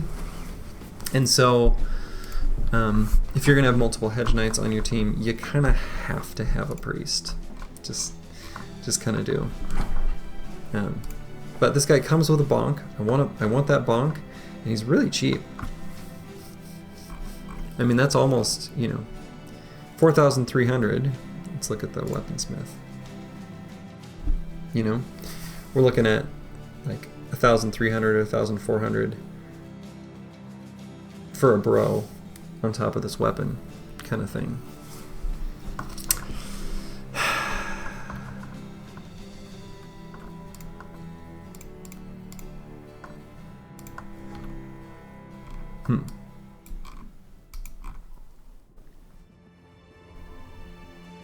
This place has a temple. So, is that a smart move? Do I go to the temple, see if I can purchase a monk, come back and get this hedge knight? It's probably objectively smarter for me to get the card upgrade. And maybe objectively isn't the right word, but it's smarter for me to get the card upgrade. But I'm going to do something that is not necessarily smart.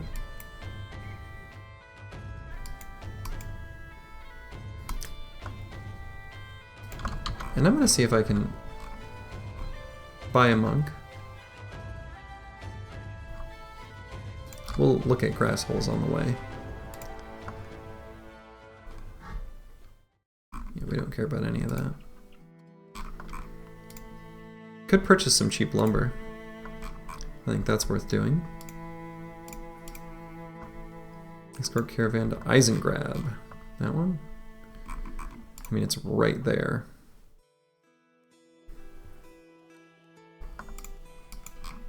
Did they have a monk? I was just there.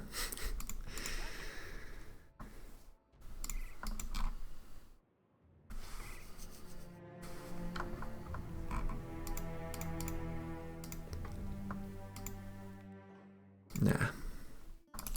Gonna buy the lumber. Gonna take out this makeshift fur huts. And then I'll head over and see if I can get a monk from Seafeld.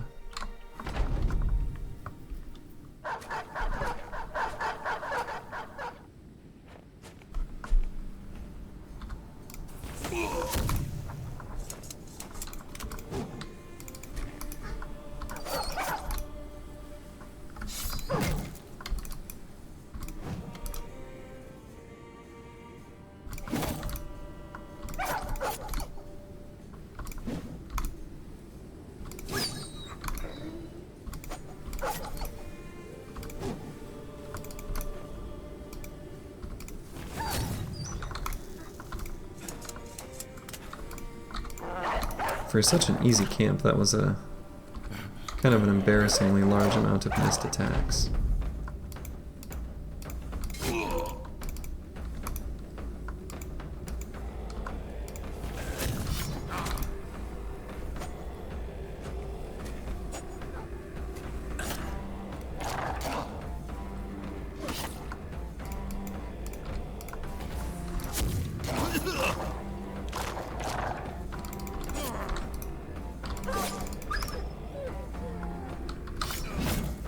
Get him.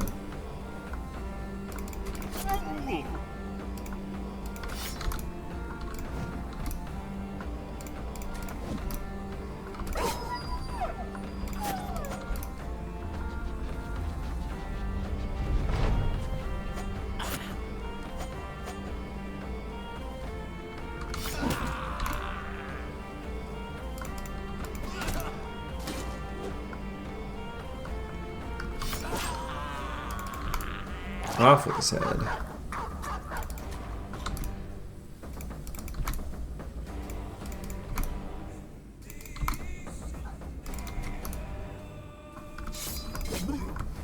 Okay.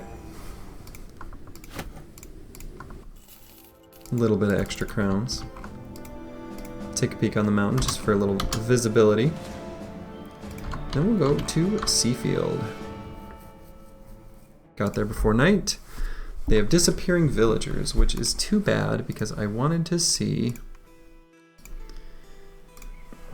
if they could have any monks here because of this temple.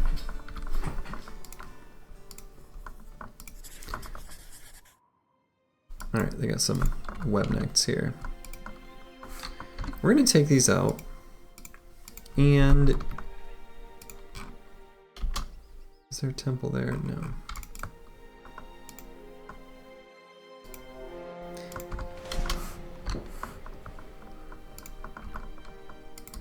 I am going to lure these out to the road to fight him. 1, during the day, and 2, on flat terrain. Just lowers the risk of there being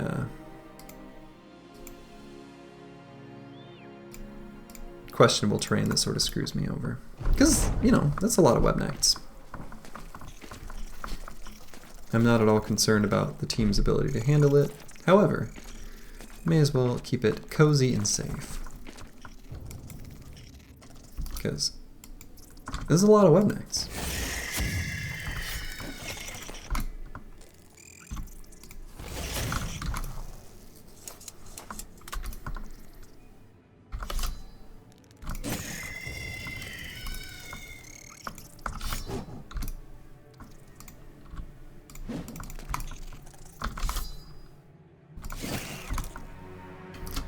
Off to an awfully strong start.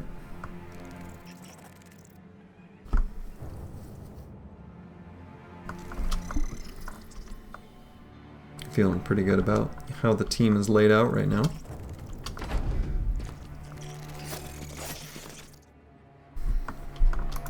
Similar logic to lots of other enemies. You leave a hole for there to be melee contact. And even though they have beast AI and they're going to be pretty aggressive anyway, you can count on them to desperately try to make melee contact and get in there and fight you.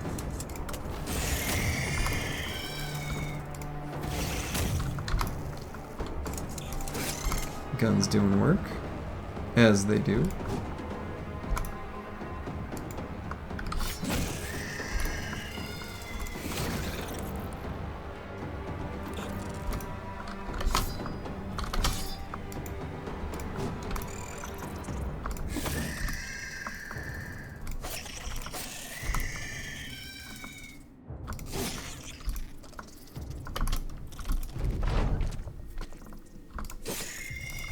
Okay. For a plethora of enemies, that sure wasn't a good showing.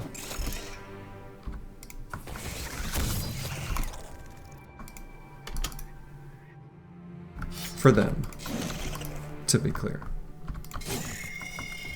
My team did great.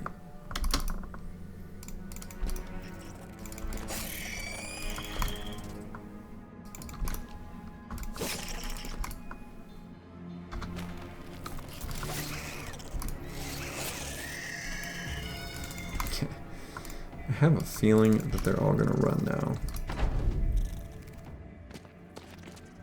There we go. Though sometimes, the webnecks, you know, it's based on like the number remaining, and if enough hatch in between before they start running, they'll kind of change their mind and decide they want to fight again. That might be what's happening. No, the number just went down, huh? Okay, never mind. They are running for real, but we killed them so fast that they're still hatching. The number's oscillating between like 9 and 11. It's kind of funny. Yes, end round.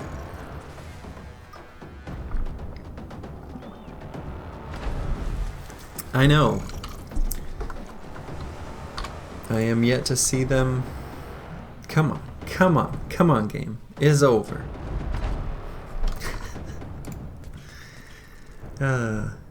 That's alright, we can...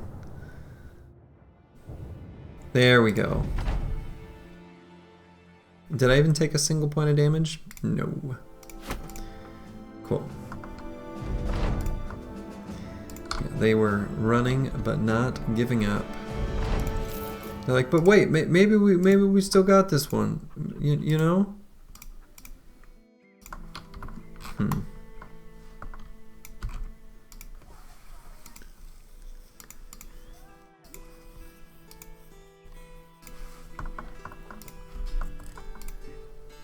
Alright, so Banner leveled up. He's sort of a makeshift offensive-y banner something.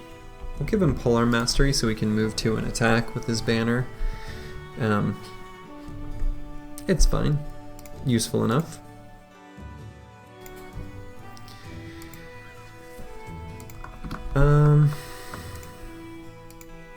I suppose we can do that contract, because I'm going to make my way back east anyway.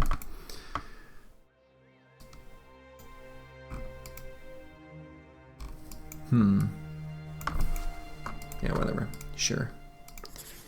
Sure. Buy some cheap nets. Buy a little bit of food, because I'm a little low. Maybe even some ammo. It's an okay price. Good enough.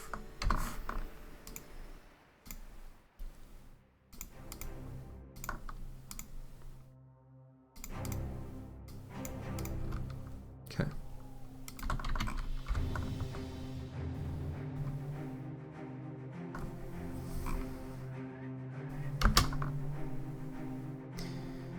There is a knight there, and this is a faction that I'm gonna want to turn on. The team's good, but not quite ready to take on like the large noble armies. Nowhere near, actually. Can make some reinforced throwing nets from the Gossamer and the throwing nets we just purchased. I think that is a great use of those.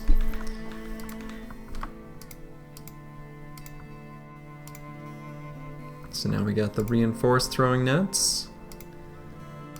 Mostly useful for arena fights and other such things, but good to have handy.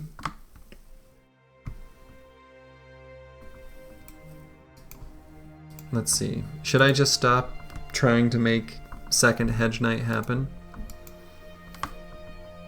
He's there. He's for sale. He's cheap. He's got a good bonk. I just can't have 2 Hedge Knights on the team right now.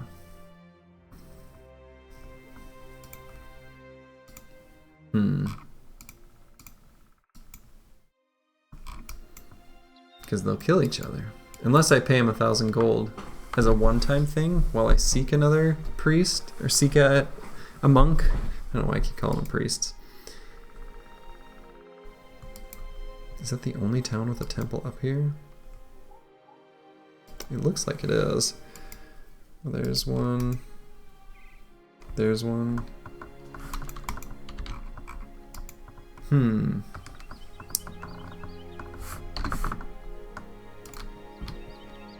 doing it. I'm buying that second Hedge Knight. It's got a weapon I want. It's cheap.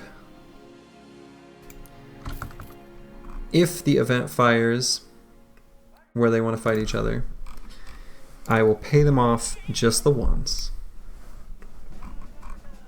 That would be fine, I guess, if I have to. So let's see what he's like. Okay. He's fine. Not super exciting. Not terrible by any means. He could... and he notably low-rolled melee skill, melee attack, and just happened to make up for it with a trait. So, net result is kind of a mid-roll. Totally serviceable though.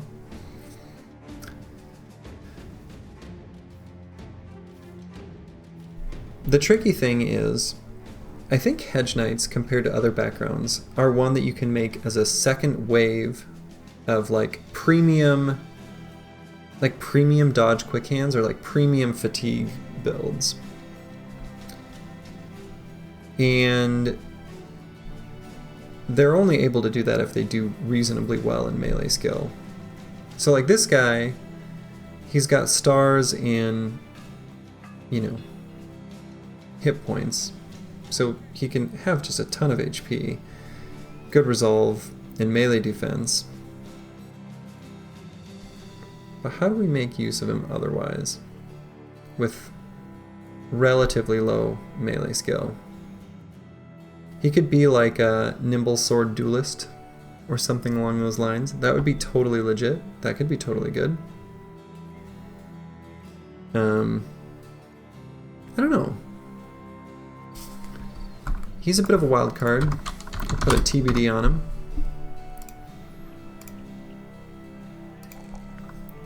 I think we're always going to take the +2s in melee defense when we see him. And here we're always going to take the +5 hit points when we see him, but we're going to occasionally be okay with taking resolve, at least up to a point.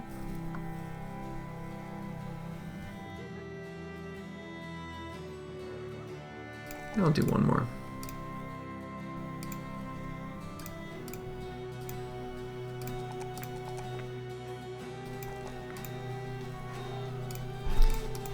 Honestly, he's good TBD.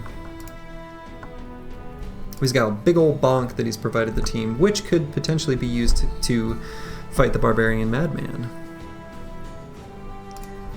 So, something to keep in mind.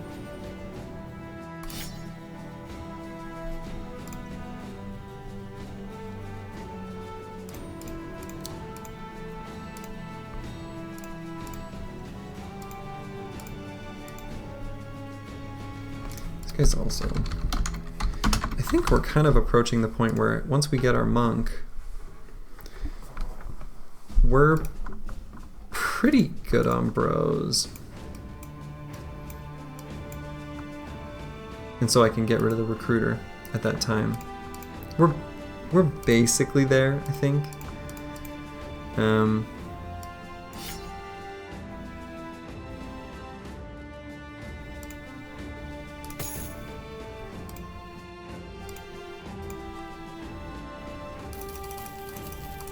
But we're not going to get rid of that recruiter until we've got a monk on the team to prevent the hedge knights from killing each other.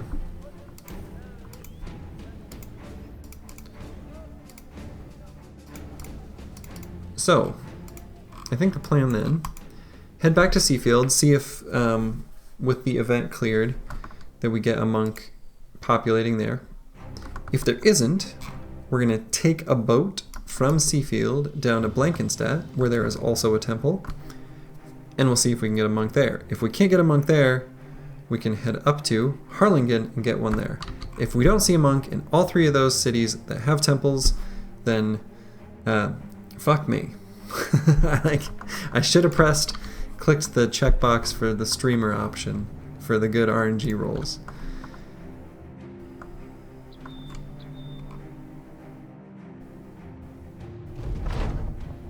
Oh my god, they're doing it already.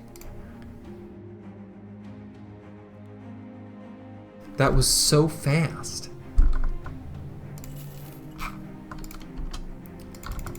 So, 1,000 crowns each. 2,000 total.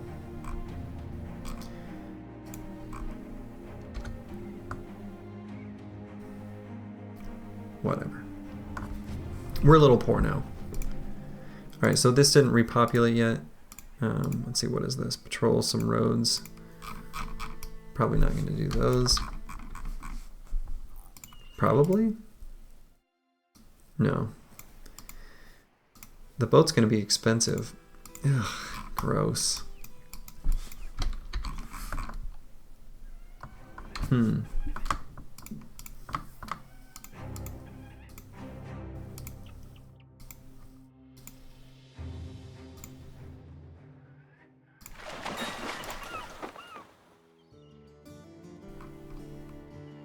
There we go.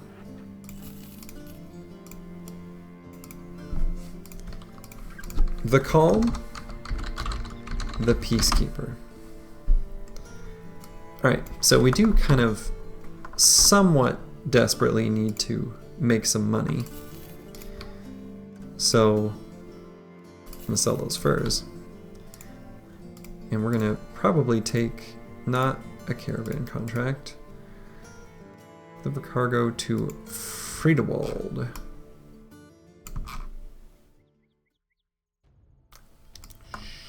Sure. We can probably do a little looking for stuff to do on the way, some fights to take.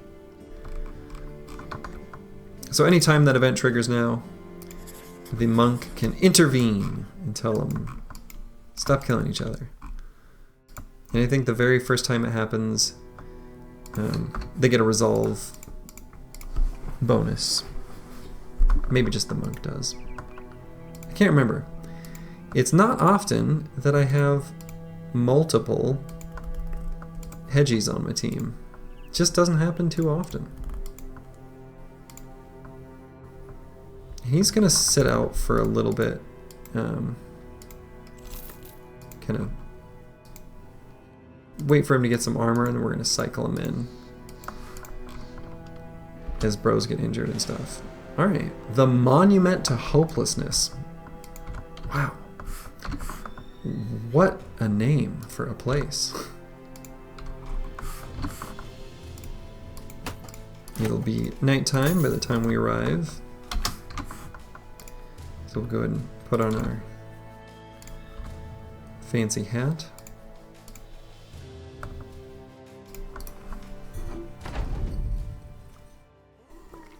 "28 enemies." Not a small number.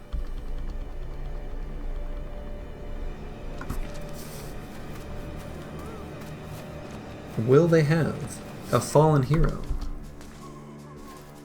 with some good armor? We shall see.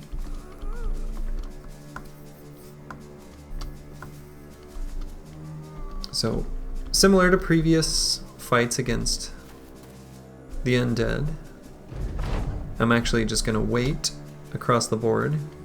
Not going to spear wall quite yet. I'm going to let them get in and make melee contact. I see they do have a necromancer. That'll be fine. He'll get in, I think, just one attack.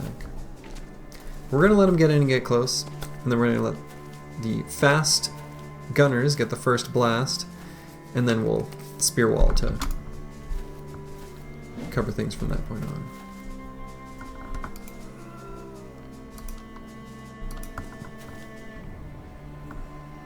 Now we're at the top of the initiative order.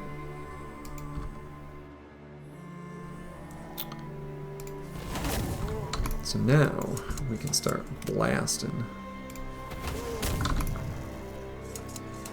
4 Geists, all running around the edges.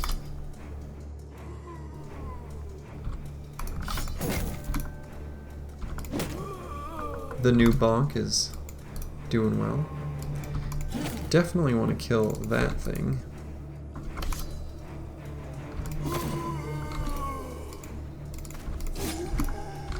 And then we're just going to spear wall with everyone.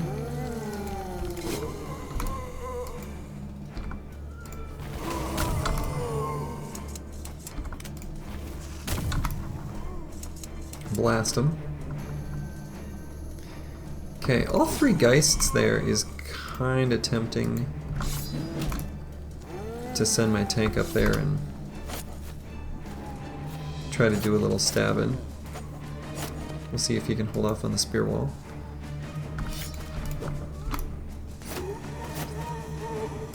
There are somehow more enemies up there. That was nice. 2 headshots.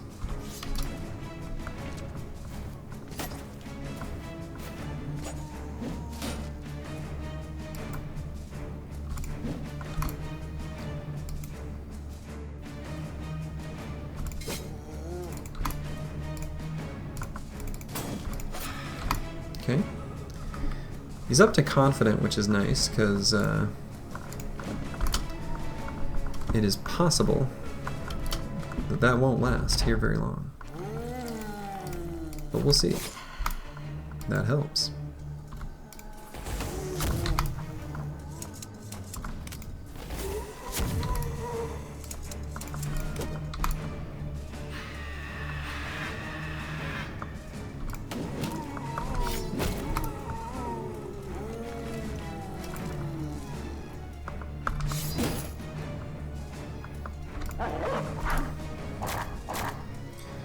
Free to put down dogs now that I know there's no fallen heroes that can disrupt me in my attempts at daggering down some stinky armor. Go ahead and give that guy a little push.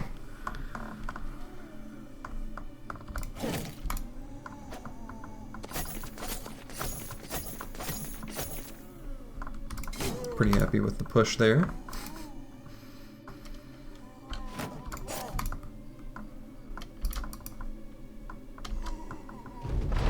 And now this spearman, despite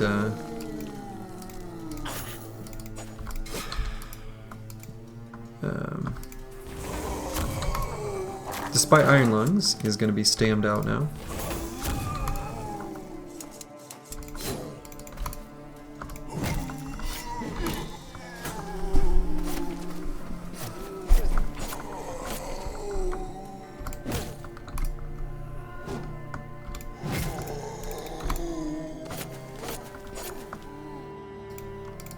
Start running a couple rows towards the Necro so we can stop all this resurrection madness.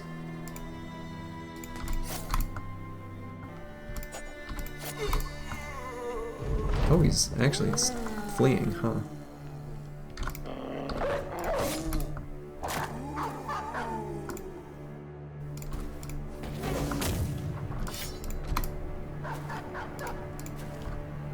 Don't like where that dog went. Good boy. Dodging bullets. The dog is Neo.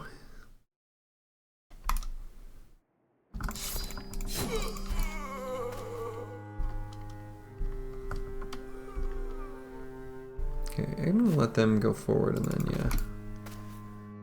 Then I'll meet up with them, I guess. The Necro is a coward.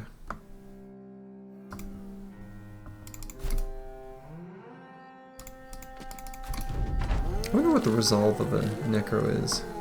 It does seem like they... Like, if you're fighting a lot of zombies, you can get them to run. Not too often, though. So I don't know what sort of resolve value that kind of puts them at. I've never looked. Not something that I've thought was terribly relevant.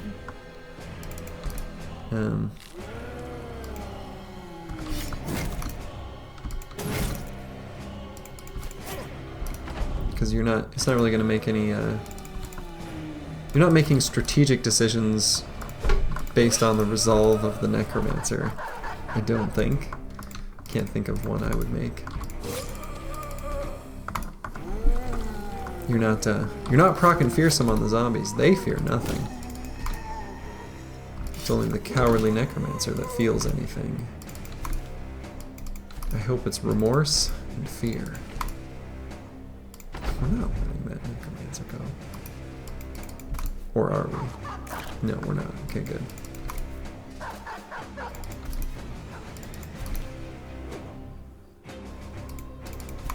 We'll let the web necks that freshly hatch, we'll let those go. That's fine. For this Necromancer? No sir.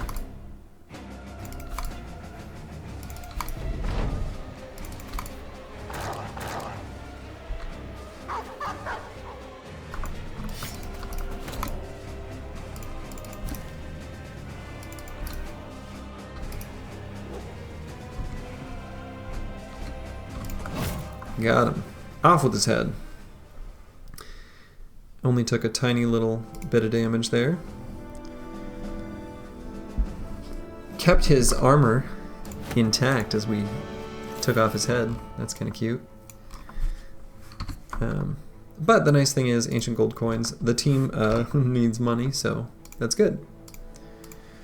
Dodge, quick hands, bro, leveling up.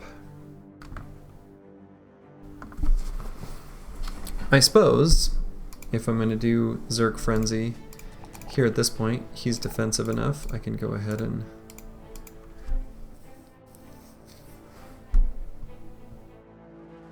take some fatigue. The tank, going to level up in his 3 perfect primary attributes. Very happy with that.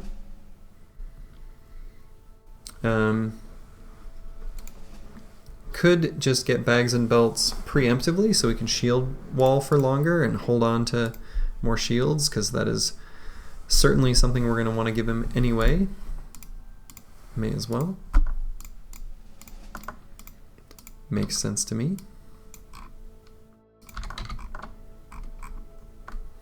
We're still not, of course, going to send him off on his lonesome against a bunch of scary orcs with axes to destroy his shields. He's not there yet.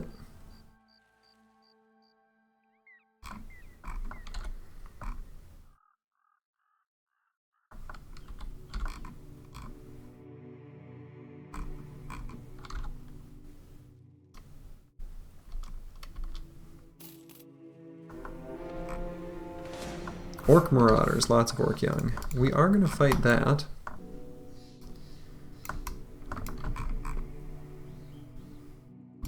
Though not in the forest. It could be kind of an annoying fight in the forest. Yeah, I'll let them go for now. Brigands running away, I'll let them go. Don't want to hit another payday where I can't meet it.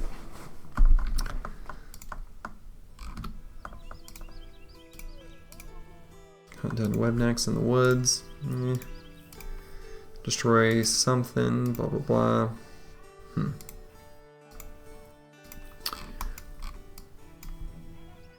So I've got 2 days worth of wages.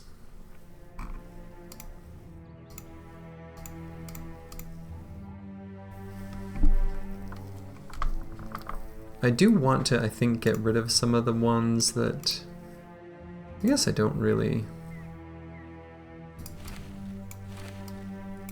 Yeah, maybe I'm good. Need some food. Need wages. Need to hit a decent city to sell stuff. I think given the sort of new financial burden that I've added to my roster, that's only going to get higher, I am going to turn on this noble faction. This one here in the northwest part of the map. I've got just enough provisions to get me to this large citadel, and from there I'm just going to start raiding all their caravans and fighting some of the reasonable to fight noble armies. I'm not going to fight the ones with a bunch of, you know, knights and stuff like that. Not quite yet. But soon. So we're going to hope that we get a little fighting here.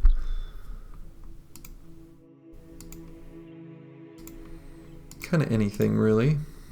Not looking for anything in particular.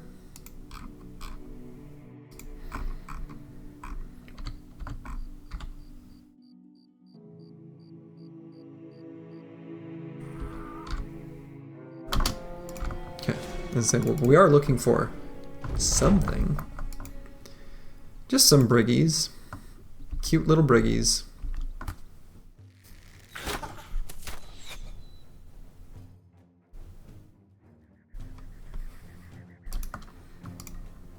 Okay, we're going to send this guy up and get a good feeling for where they are. Alright, we do have a brigand leader. Not too exciting as far as equipment loadout is concerned. It's getting right up there. I suppose I can too.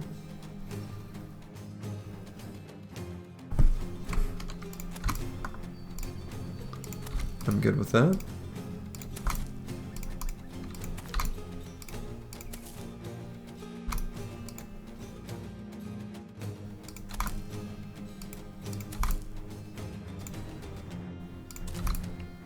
Still don't have Pathfinder on some bros that I want to give Pathfinder to.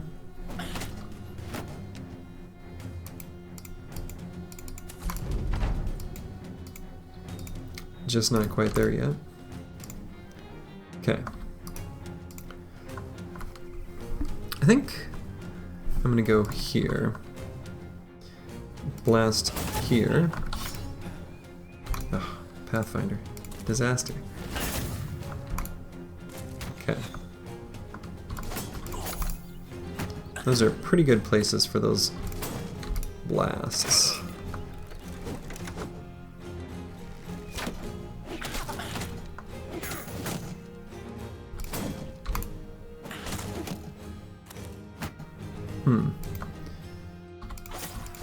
Thrower's taken some damage.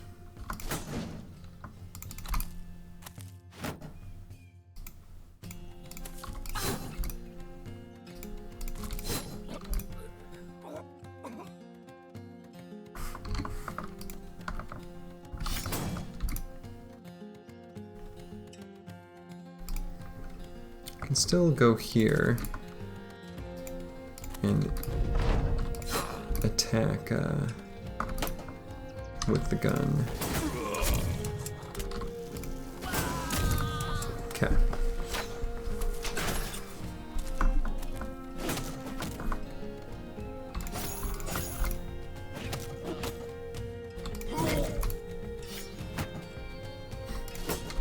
It's cute when they use riposte.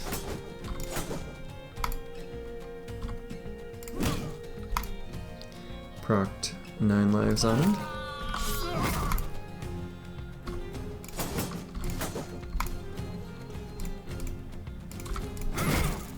Got him.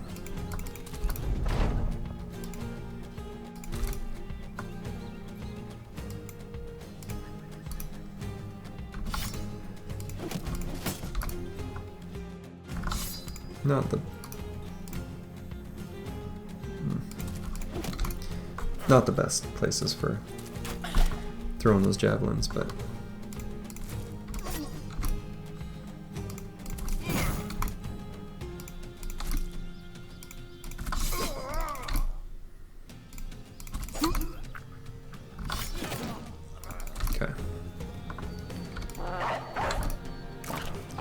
should be pretty straightforward from here, that's for sure. I think the other two briggies are probably just gonna run. Well, one of the briggies is just gonna run. The other got caught by the dog and is gonna die.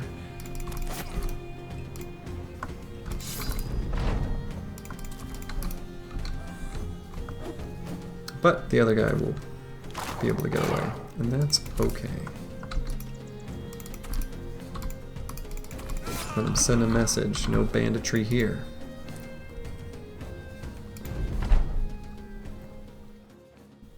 Alright, just a little bit of damage sort of scattered everywhere.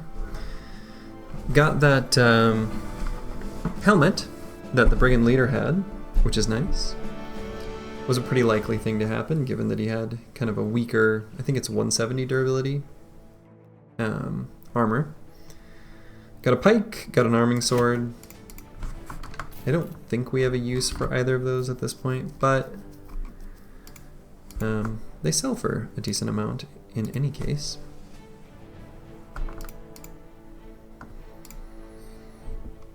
So, the kettle hat. Where to put the kettle hat?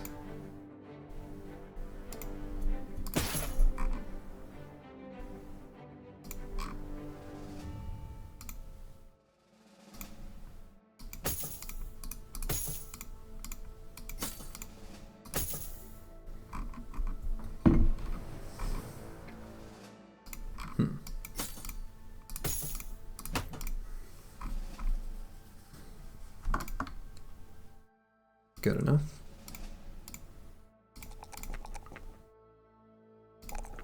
Get a little more hit points there. We'll just take Frenzy. Get a little Zerk Frenzy on the Dodge Quick Hands bros.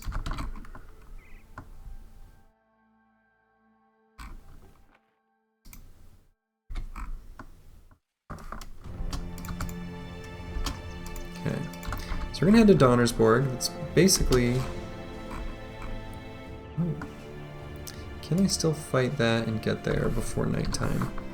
I think probably no. So I'm actually not going to fight that camp, so I can make it here before nightfall. I don't know, maybe I could have made it. I'm not sure. But I'm going to sell stuff. And then buy some food, and then raid that noble faction.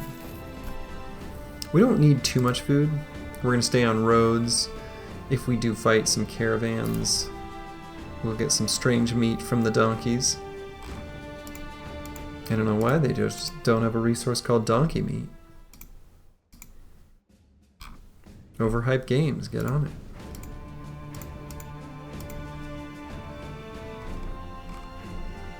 Even though we're pretty poor, we can still gamble on a brawler. They're very cheap, and they are often very good. This one could have been a remarkably good banner. He's still good, but he's not exceptional, so off with you. Let's see what this quest is. Hunt down the Barbarian King. Could do that. That is a good chunk of money. And the team needs and wants money. Sure. So he might be going to that location, because I think the Barbarian King, it's like he always stops at a... There he is. Well, that's not much of a camp at all, or a king at all.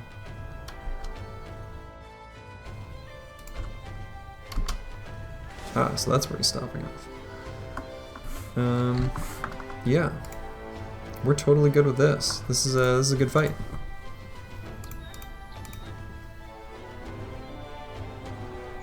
I could.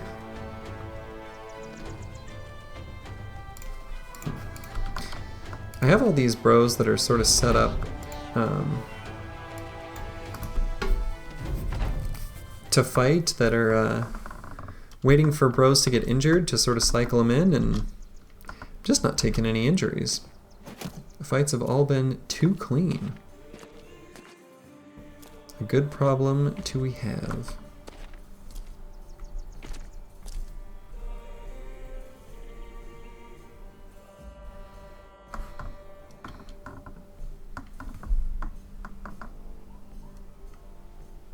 I'm gonna let the Barbarian King... no. Maybe I want to decide exactly where I want my Spearmen now. What I'm kind of looking at is this hex and this hex. I can go up here, the tank can shield wall, get melee contact there. I think he's durable enough. He can withstand a little bit. And then the rest of the team is going to scurry on up to this high ground. I think I like it.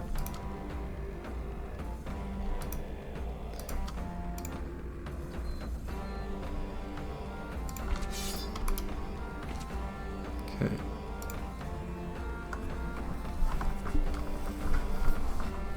We can leave our single hex of vulnerability that I often do in the typical center line location.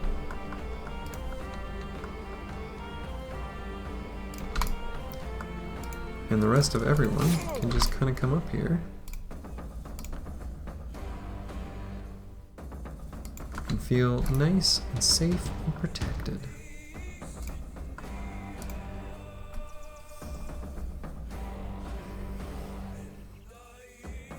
Given this guy's shield walling, this is probably fine to do. Damn, still hit my own guy. Was hoping that I wouldn't. He said all obviously like.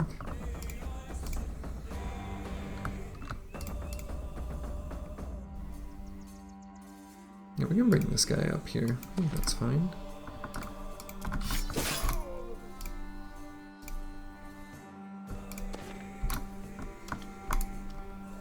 I think I like how this is looking. So, do I want to stay here and fire, or do I want to go up a hex?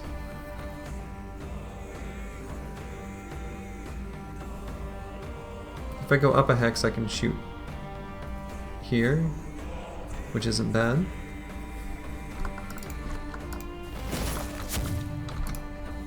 Cool.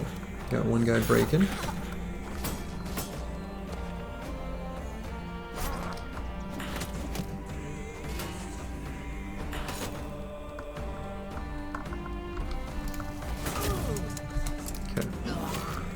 Oof. Alright. I'm gonna have to back up that gunner, maybe, but maybe not.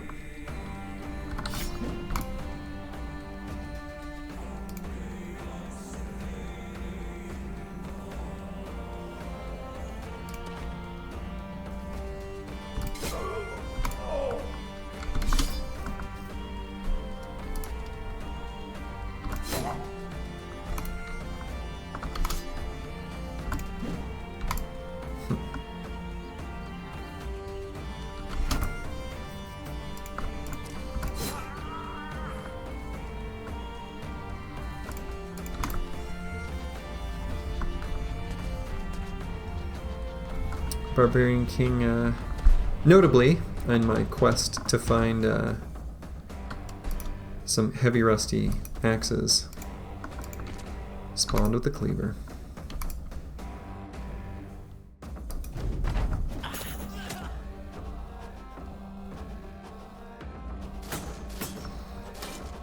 This guy does have 9 lives, I'm fairly sure. He does not have 9 lives. I was sure, and I was wrong. So he can throw and then back up to here. No one else can throw that far. So we should be safe there. But we do need to back him up.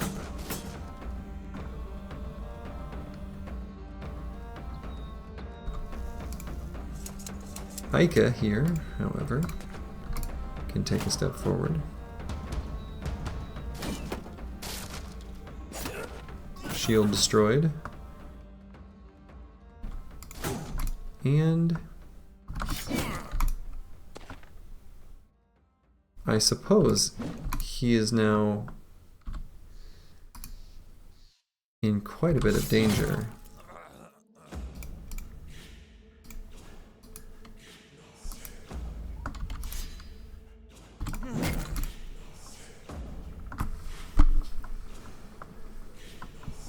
So I have a sequence of maneuvers. Yeah, this guy doesn't have enough fatigue to do that though.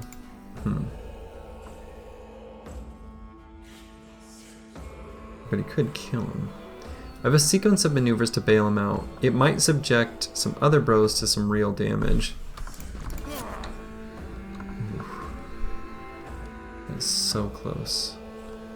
Okay, I wanted to get him making melee contact there just to help this hit chance. Okay. That's what I wanted. Basically just getting him out of there.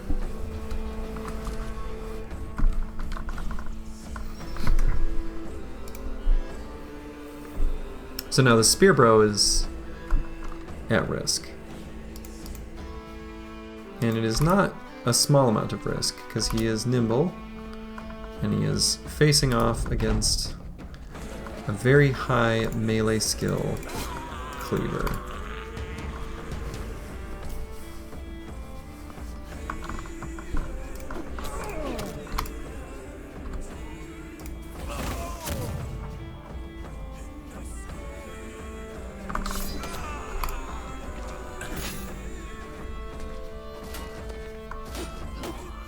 And they've got some surround bonus on him. I'll let that guy run first. So now we're kind of doing Operation Bailout. Okay. That makes me feel a little better now, actually.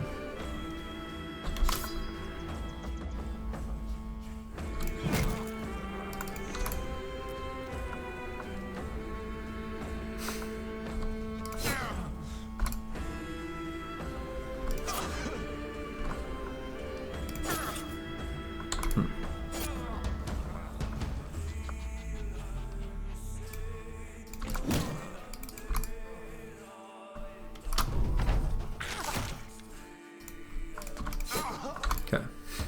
The tank is still safe.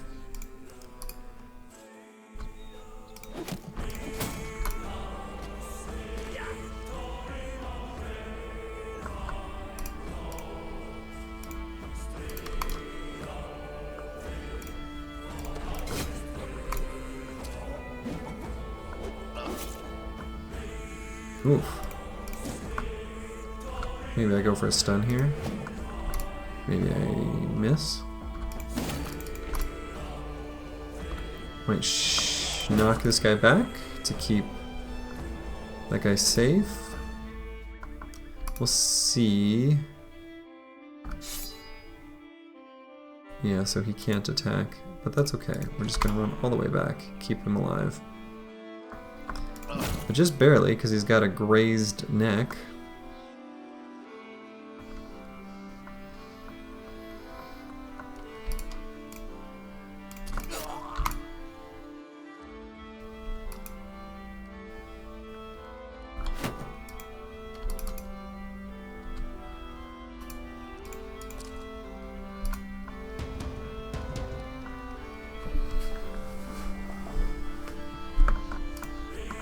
I suppose I can go here and let the Barbarian King miss out on one attack as he chooses who to attack.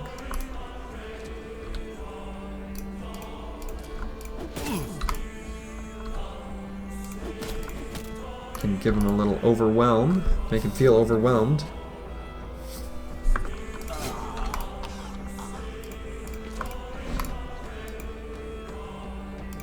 I really just want to take him out, give him a bonk.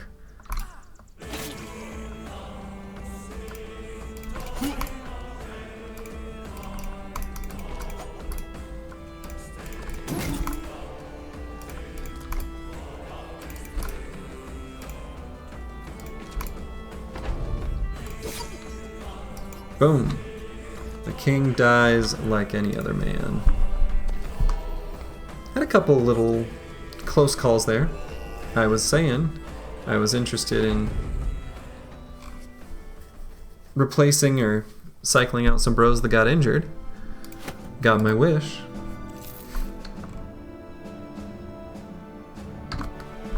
So, this guy, quite obviously, is going to be sitting out for a bit. And similarly here, this guy. Going to hand off his handgun to this bro.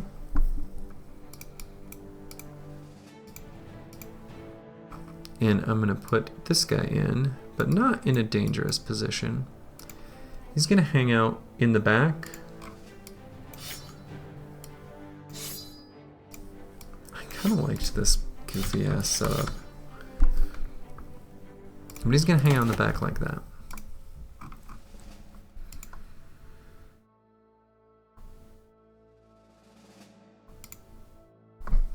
Okay. So we got our weird initiative pole build. At some point, I don't actually have to keep pumping initiative much higher.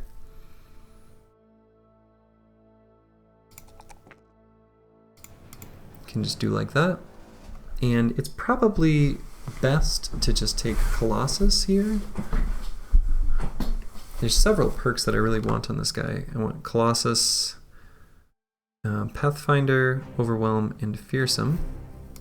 But I think first of all I should just get Colossus rolling.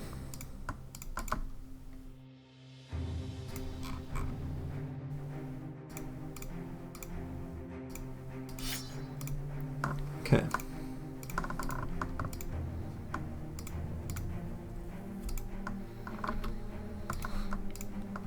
Oh yeah, did I want to fight? The plethora of thralls is tempting. I kind of need these two to sit out as well. Is that fine? I think that's probably fine.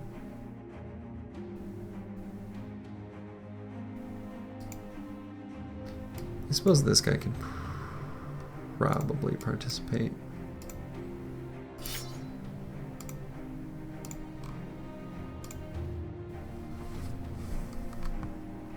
Yeah, we're gonna fight this because a plethora of thralls is not that big a deal, and they're right here, and I've got guns, and they don't have much range defense, and they're gonna clump up nicely for me. A lot of good things going here.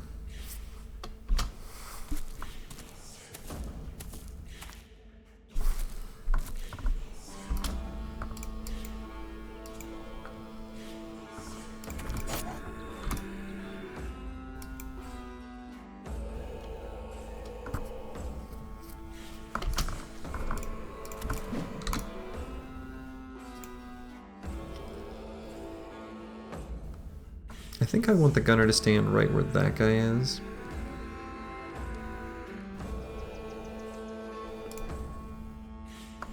So I guess I could spear wall to protect the top side, and then, yeah, we'll do it that way.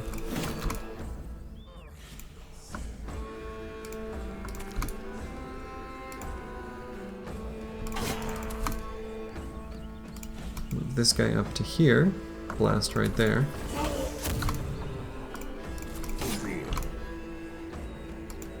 This guy to here. Blast him.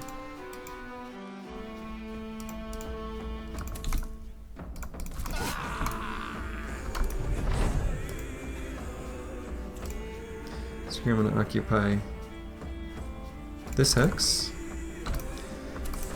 just so that they can't get in melee range with the gunner here.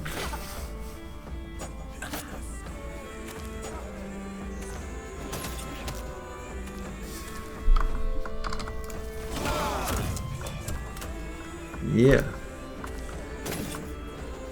I love it when you get the opportunity for the 6 hex blast.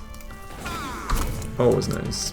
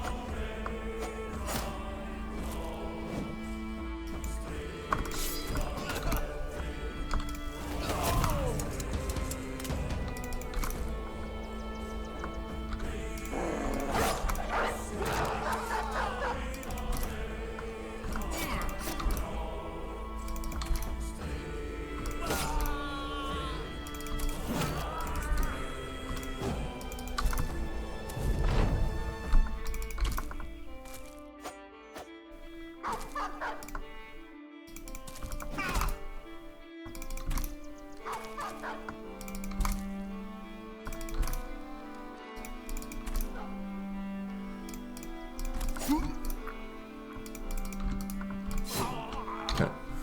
We'll let the 2 drummers go. They're basically already gone anyway. But little patch of gold and some trade goods and stuff.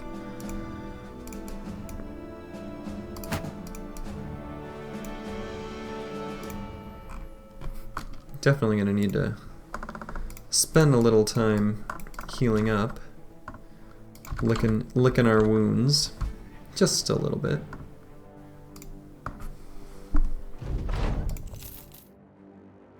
Okay, where's this trading caravan? From Seafield. Well, it begins.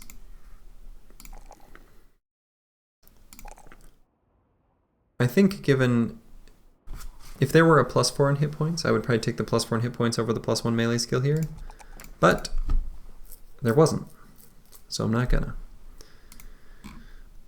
I could, on this fatigue neutral, give him Axe Mastery straight away right here, and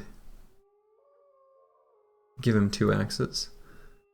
I think that seems like a good idea to me. So it is done.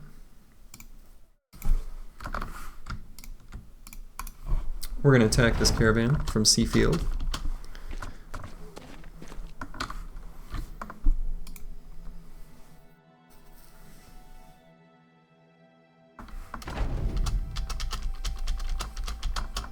And start picking on a noble faction.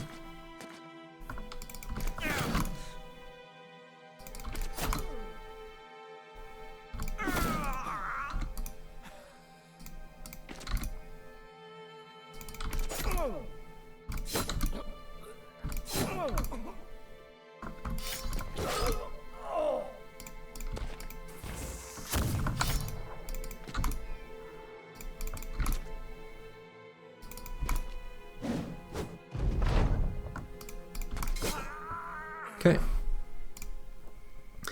They were carrying fish. Their cargo, fish.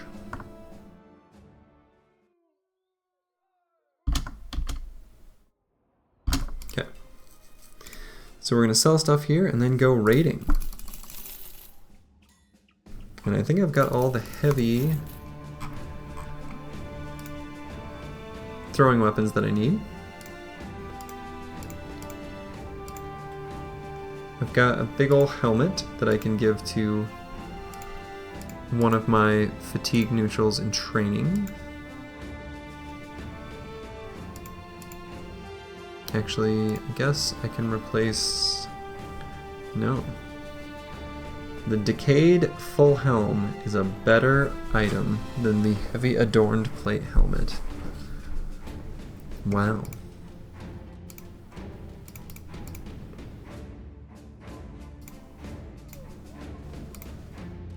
Alright, so this guy, who I originally hired to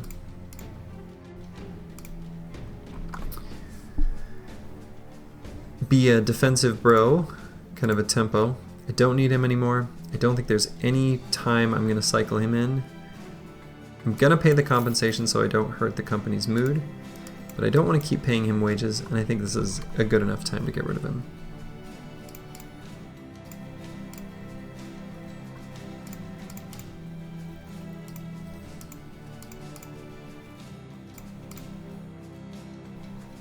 Okay, I'm going to hang on to like a kind of nimble set of armor.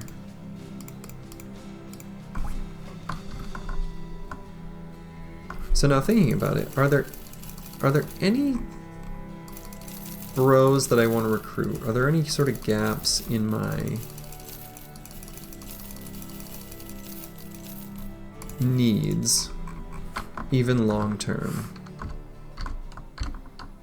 You know, I say that, but I've actually got a new slot. I was thinking from the perspective of having to replace that slot.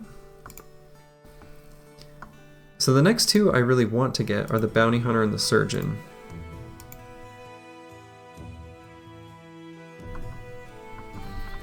Can't get either of those yet. So I guess I can leave the slot empty until I get the bounty hunter. I guess that's fine.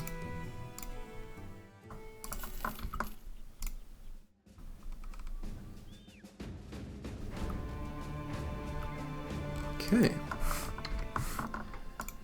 So let's go raiding, shall we? Caravan from Grossholes. Come here.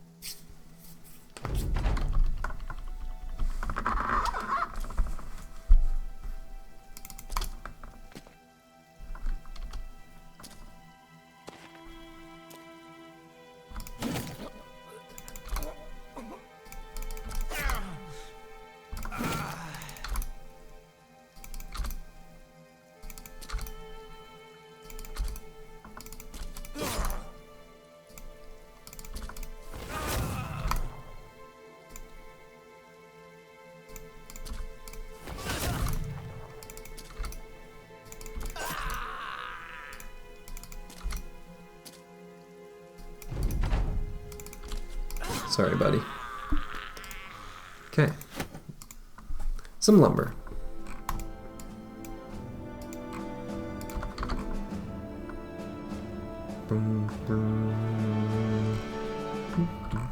So let's see if something spawns out of that watchtower. No.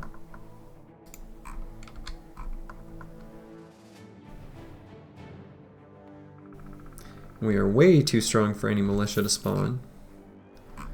So that's not something that we'll see here.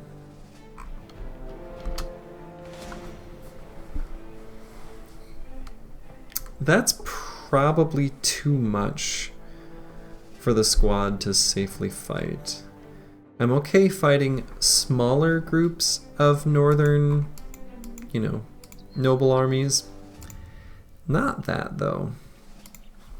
That's too much.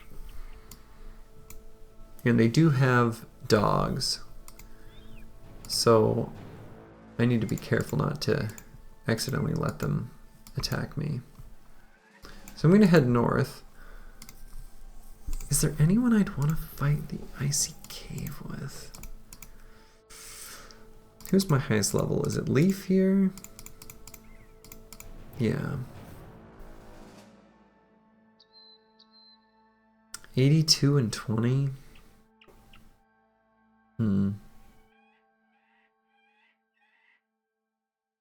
That just doesn't seem like enough. I mean, I could use reinforced nets, which would be a really big deal. The reinforced nets help like a lot, in my evaluation of this.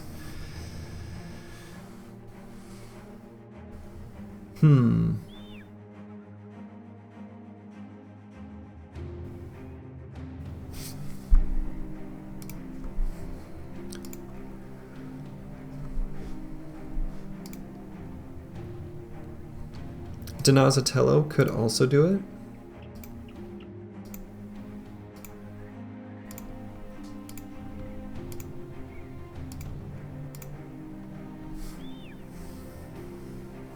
Probably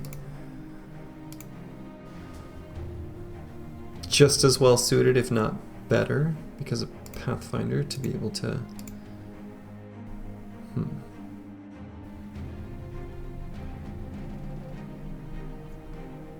Would fix up his setup first.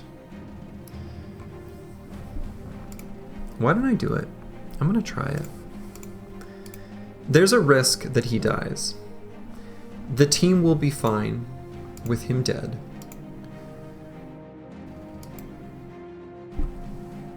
It won't really be that big of a deal.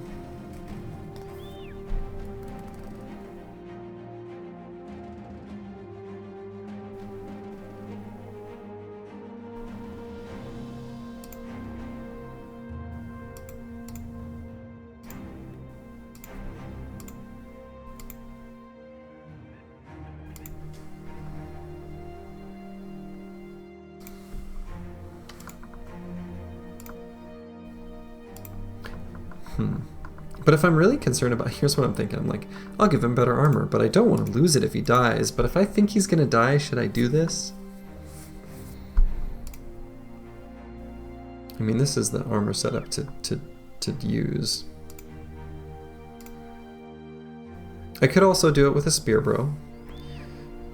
Once they hit 85 melee attack, then they've got a 95% chance to hit the barbarian madman as he tries to penetrate the spear wall.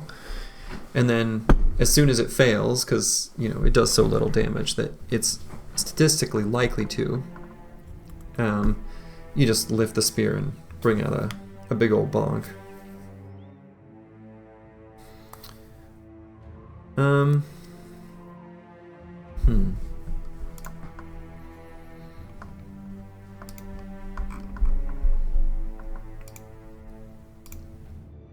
I'm feeling spicy. I'm kind of feeling like sending Donazatello in there to do it. So, north I go.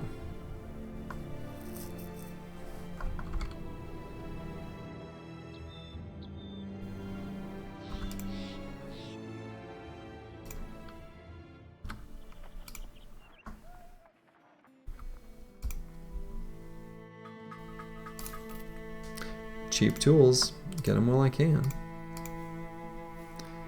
Unfortunately, not going to hunt down unholds for them, because there's sort of a noble army that's angry with us.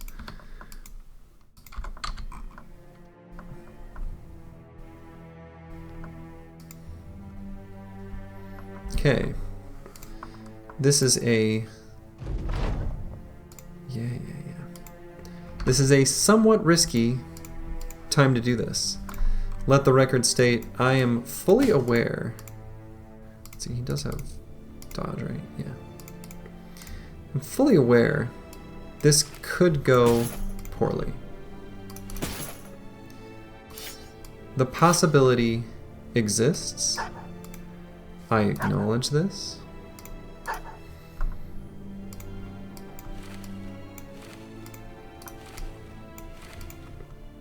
but we're going to do it anyway.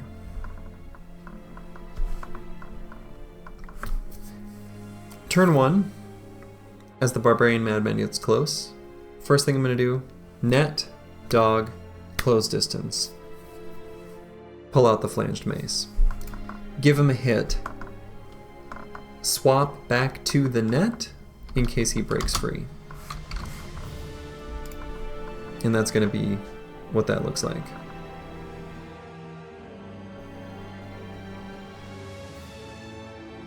Wish me luck.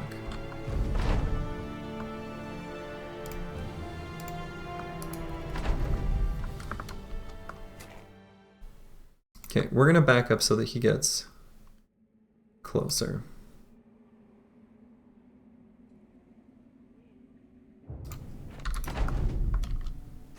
That's where we want him.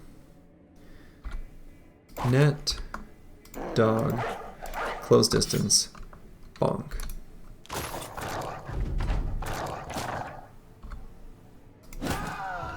Hit him with it. Gonna pull out the net just in case he breaks free. He's not even gonna try. We're okay with that.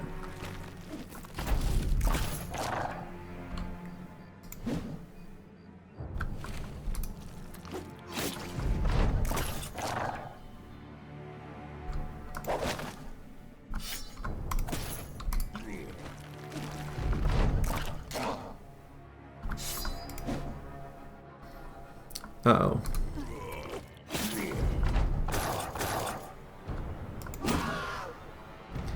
Even if we get hit in the chest, he might die. He's only been hit in the head. That is so close. Oh my god. Woo!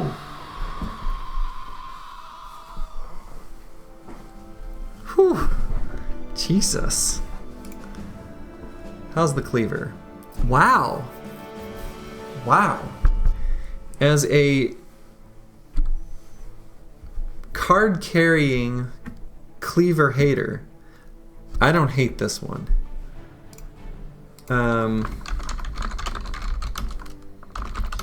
What is the range on that? I can never remember.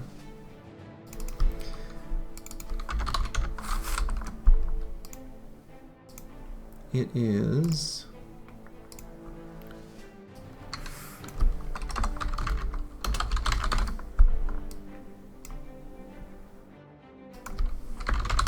Please.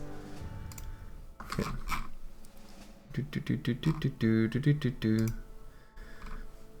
Okay, so the damage range max possible is 78 to 104, and this is pretty close to that. I would have preferred it roll armor ignore instead of weapon skills build up less fatigue, but honestly, that's still decent on a cleaver, and -3 is the max roll there. That's really good. Wow. Okay. That's a good cleaver. You did well, Donazitello. Very well. You get a small break.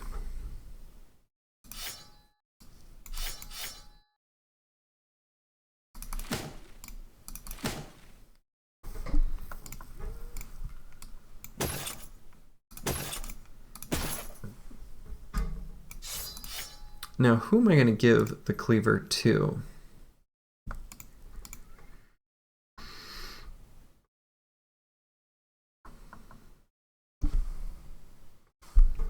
I mean, this guy will have a bunch of fatigue. His melee skill will maybe be a bit low.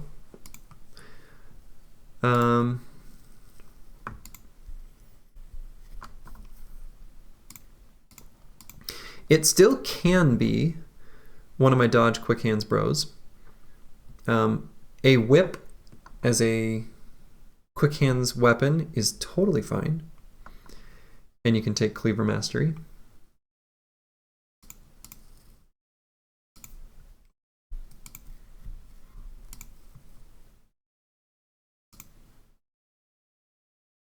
So it could be this guy, for example. I guess his melee skill's a little low, to be wielding such a potent weapon. Donatello himself did earn this by killing the barbarian madman. Maybe it's only fitting that he be allowed to keep it, although what do I choose for?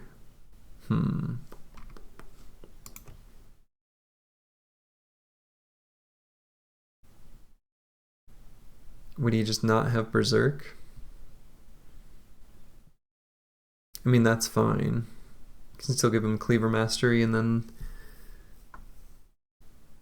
I guess it could still be Berserk, but I kind of want to give, if he's got that Cleaver, I kind of want to give him Killing Frenzy.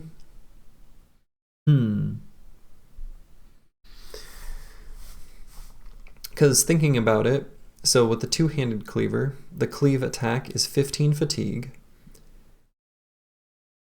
With the minus fatigue, it goes down to 12. With mastery, it goes down to 9. That sure feels, at 9, 9 fatigue per attack, that's pretty low. And so I think it would be foolish not to have Berserk, even with not that big of a fatigue pool. Could run it without mastery, but that feels a little dumb.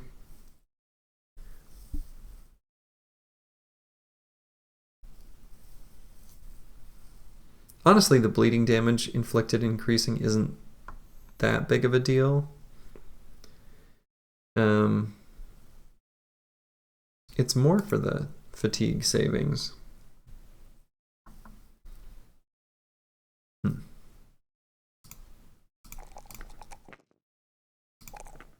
Well, I'm not sure. And also, I realized as close as I thought that fight was, and it was, I still hadn't yet procced 9 lives. So actually, had that, that was still out there.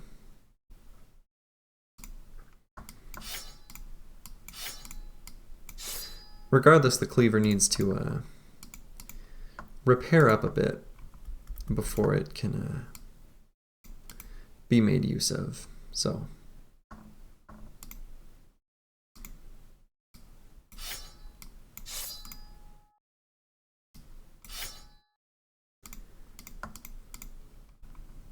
spicy one.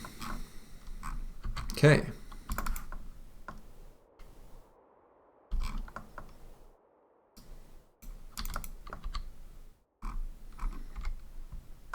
Oh, and that's a named item, and so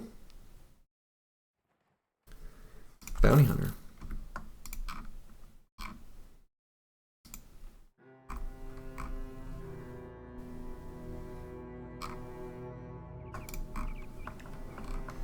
Alright, so I'm going to head back to that town where we can sell stuff. Donnersborg. And I can take fights on the way.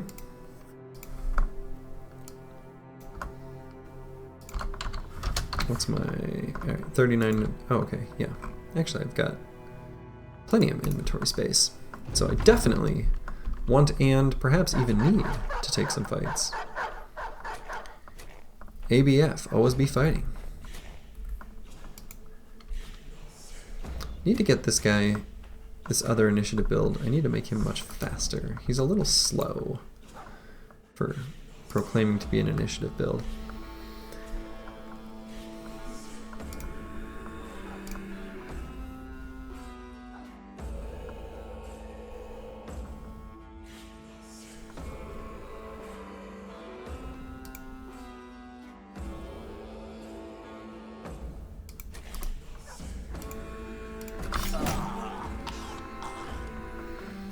Good bonk.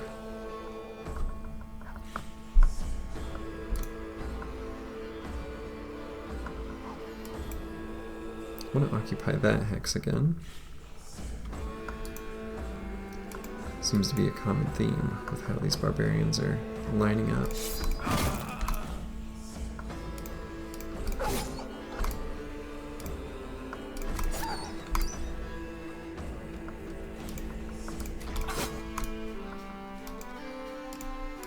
Okay.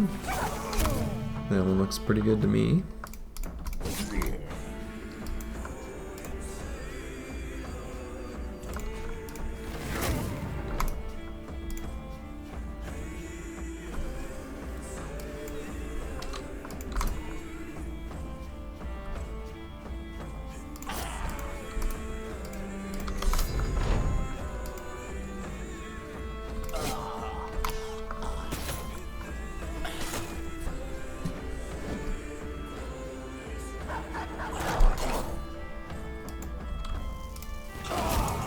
Blast him. I don't understand how the world doesn't find these handguns just so good. They're so good.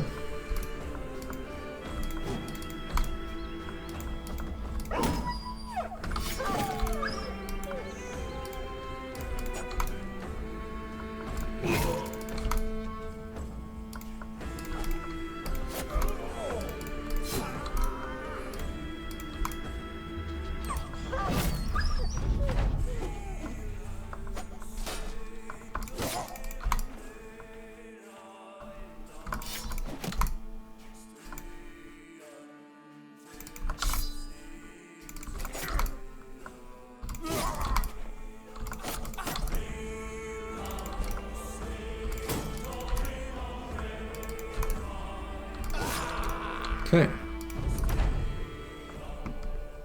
Pretty nice. I'm gonna go check out what this other barbarian camp's got in it. Initiative gunner, leveling up. +2. Boo, boo, boo. Take an opportunistic +4 in hit points. And I think I will grab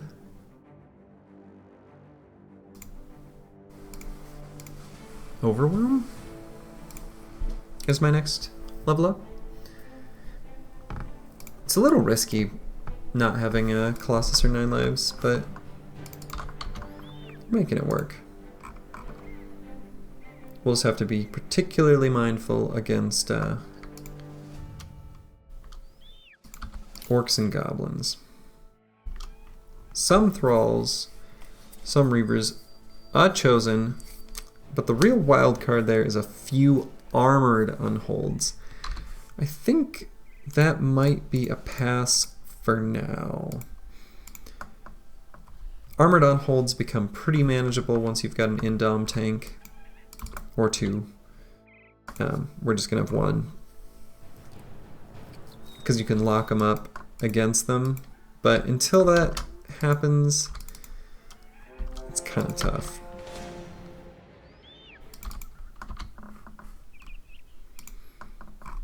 Okay. I'm gonna head back to this city to sell stuff. Might fart around for just a moment while I'm waiting for it to become day. See if there's a nearby fight. Probably won't be. Not one I want to take. Movement on the map, though, of noble armies. Kind of a premonition for whatever the conflict might be, the crisis. Could be noble war based on them kind of moving back and forth around each other, unless they were heading down south for holy war, but something tells me it feels more like noble war. Okay.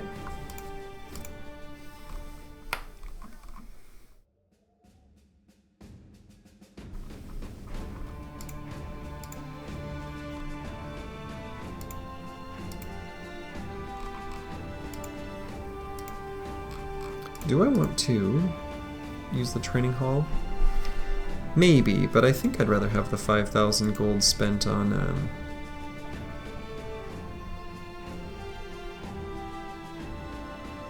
the card upgrade. So how far am I from the surgeon? Treat 2 more men with injuries at the temple. I could treat those injuries, but might not.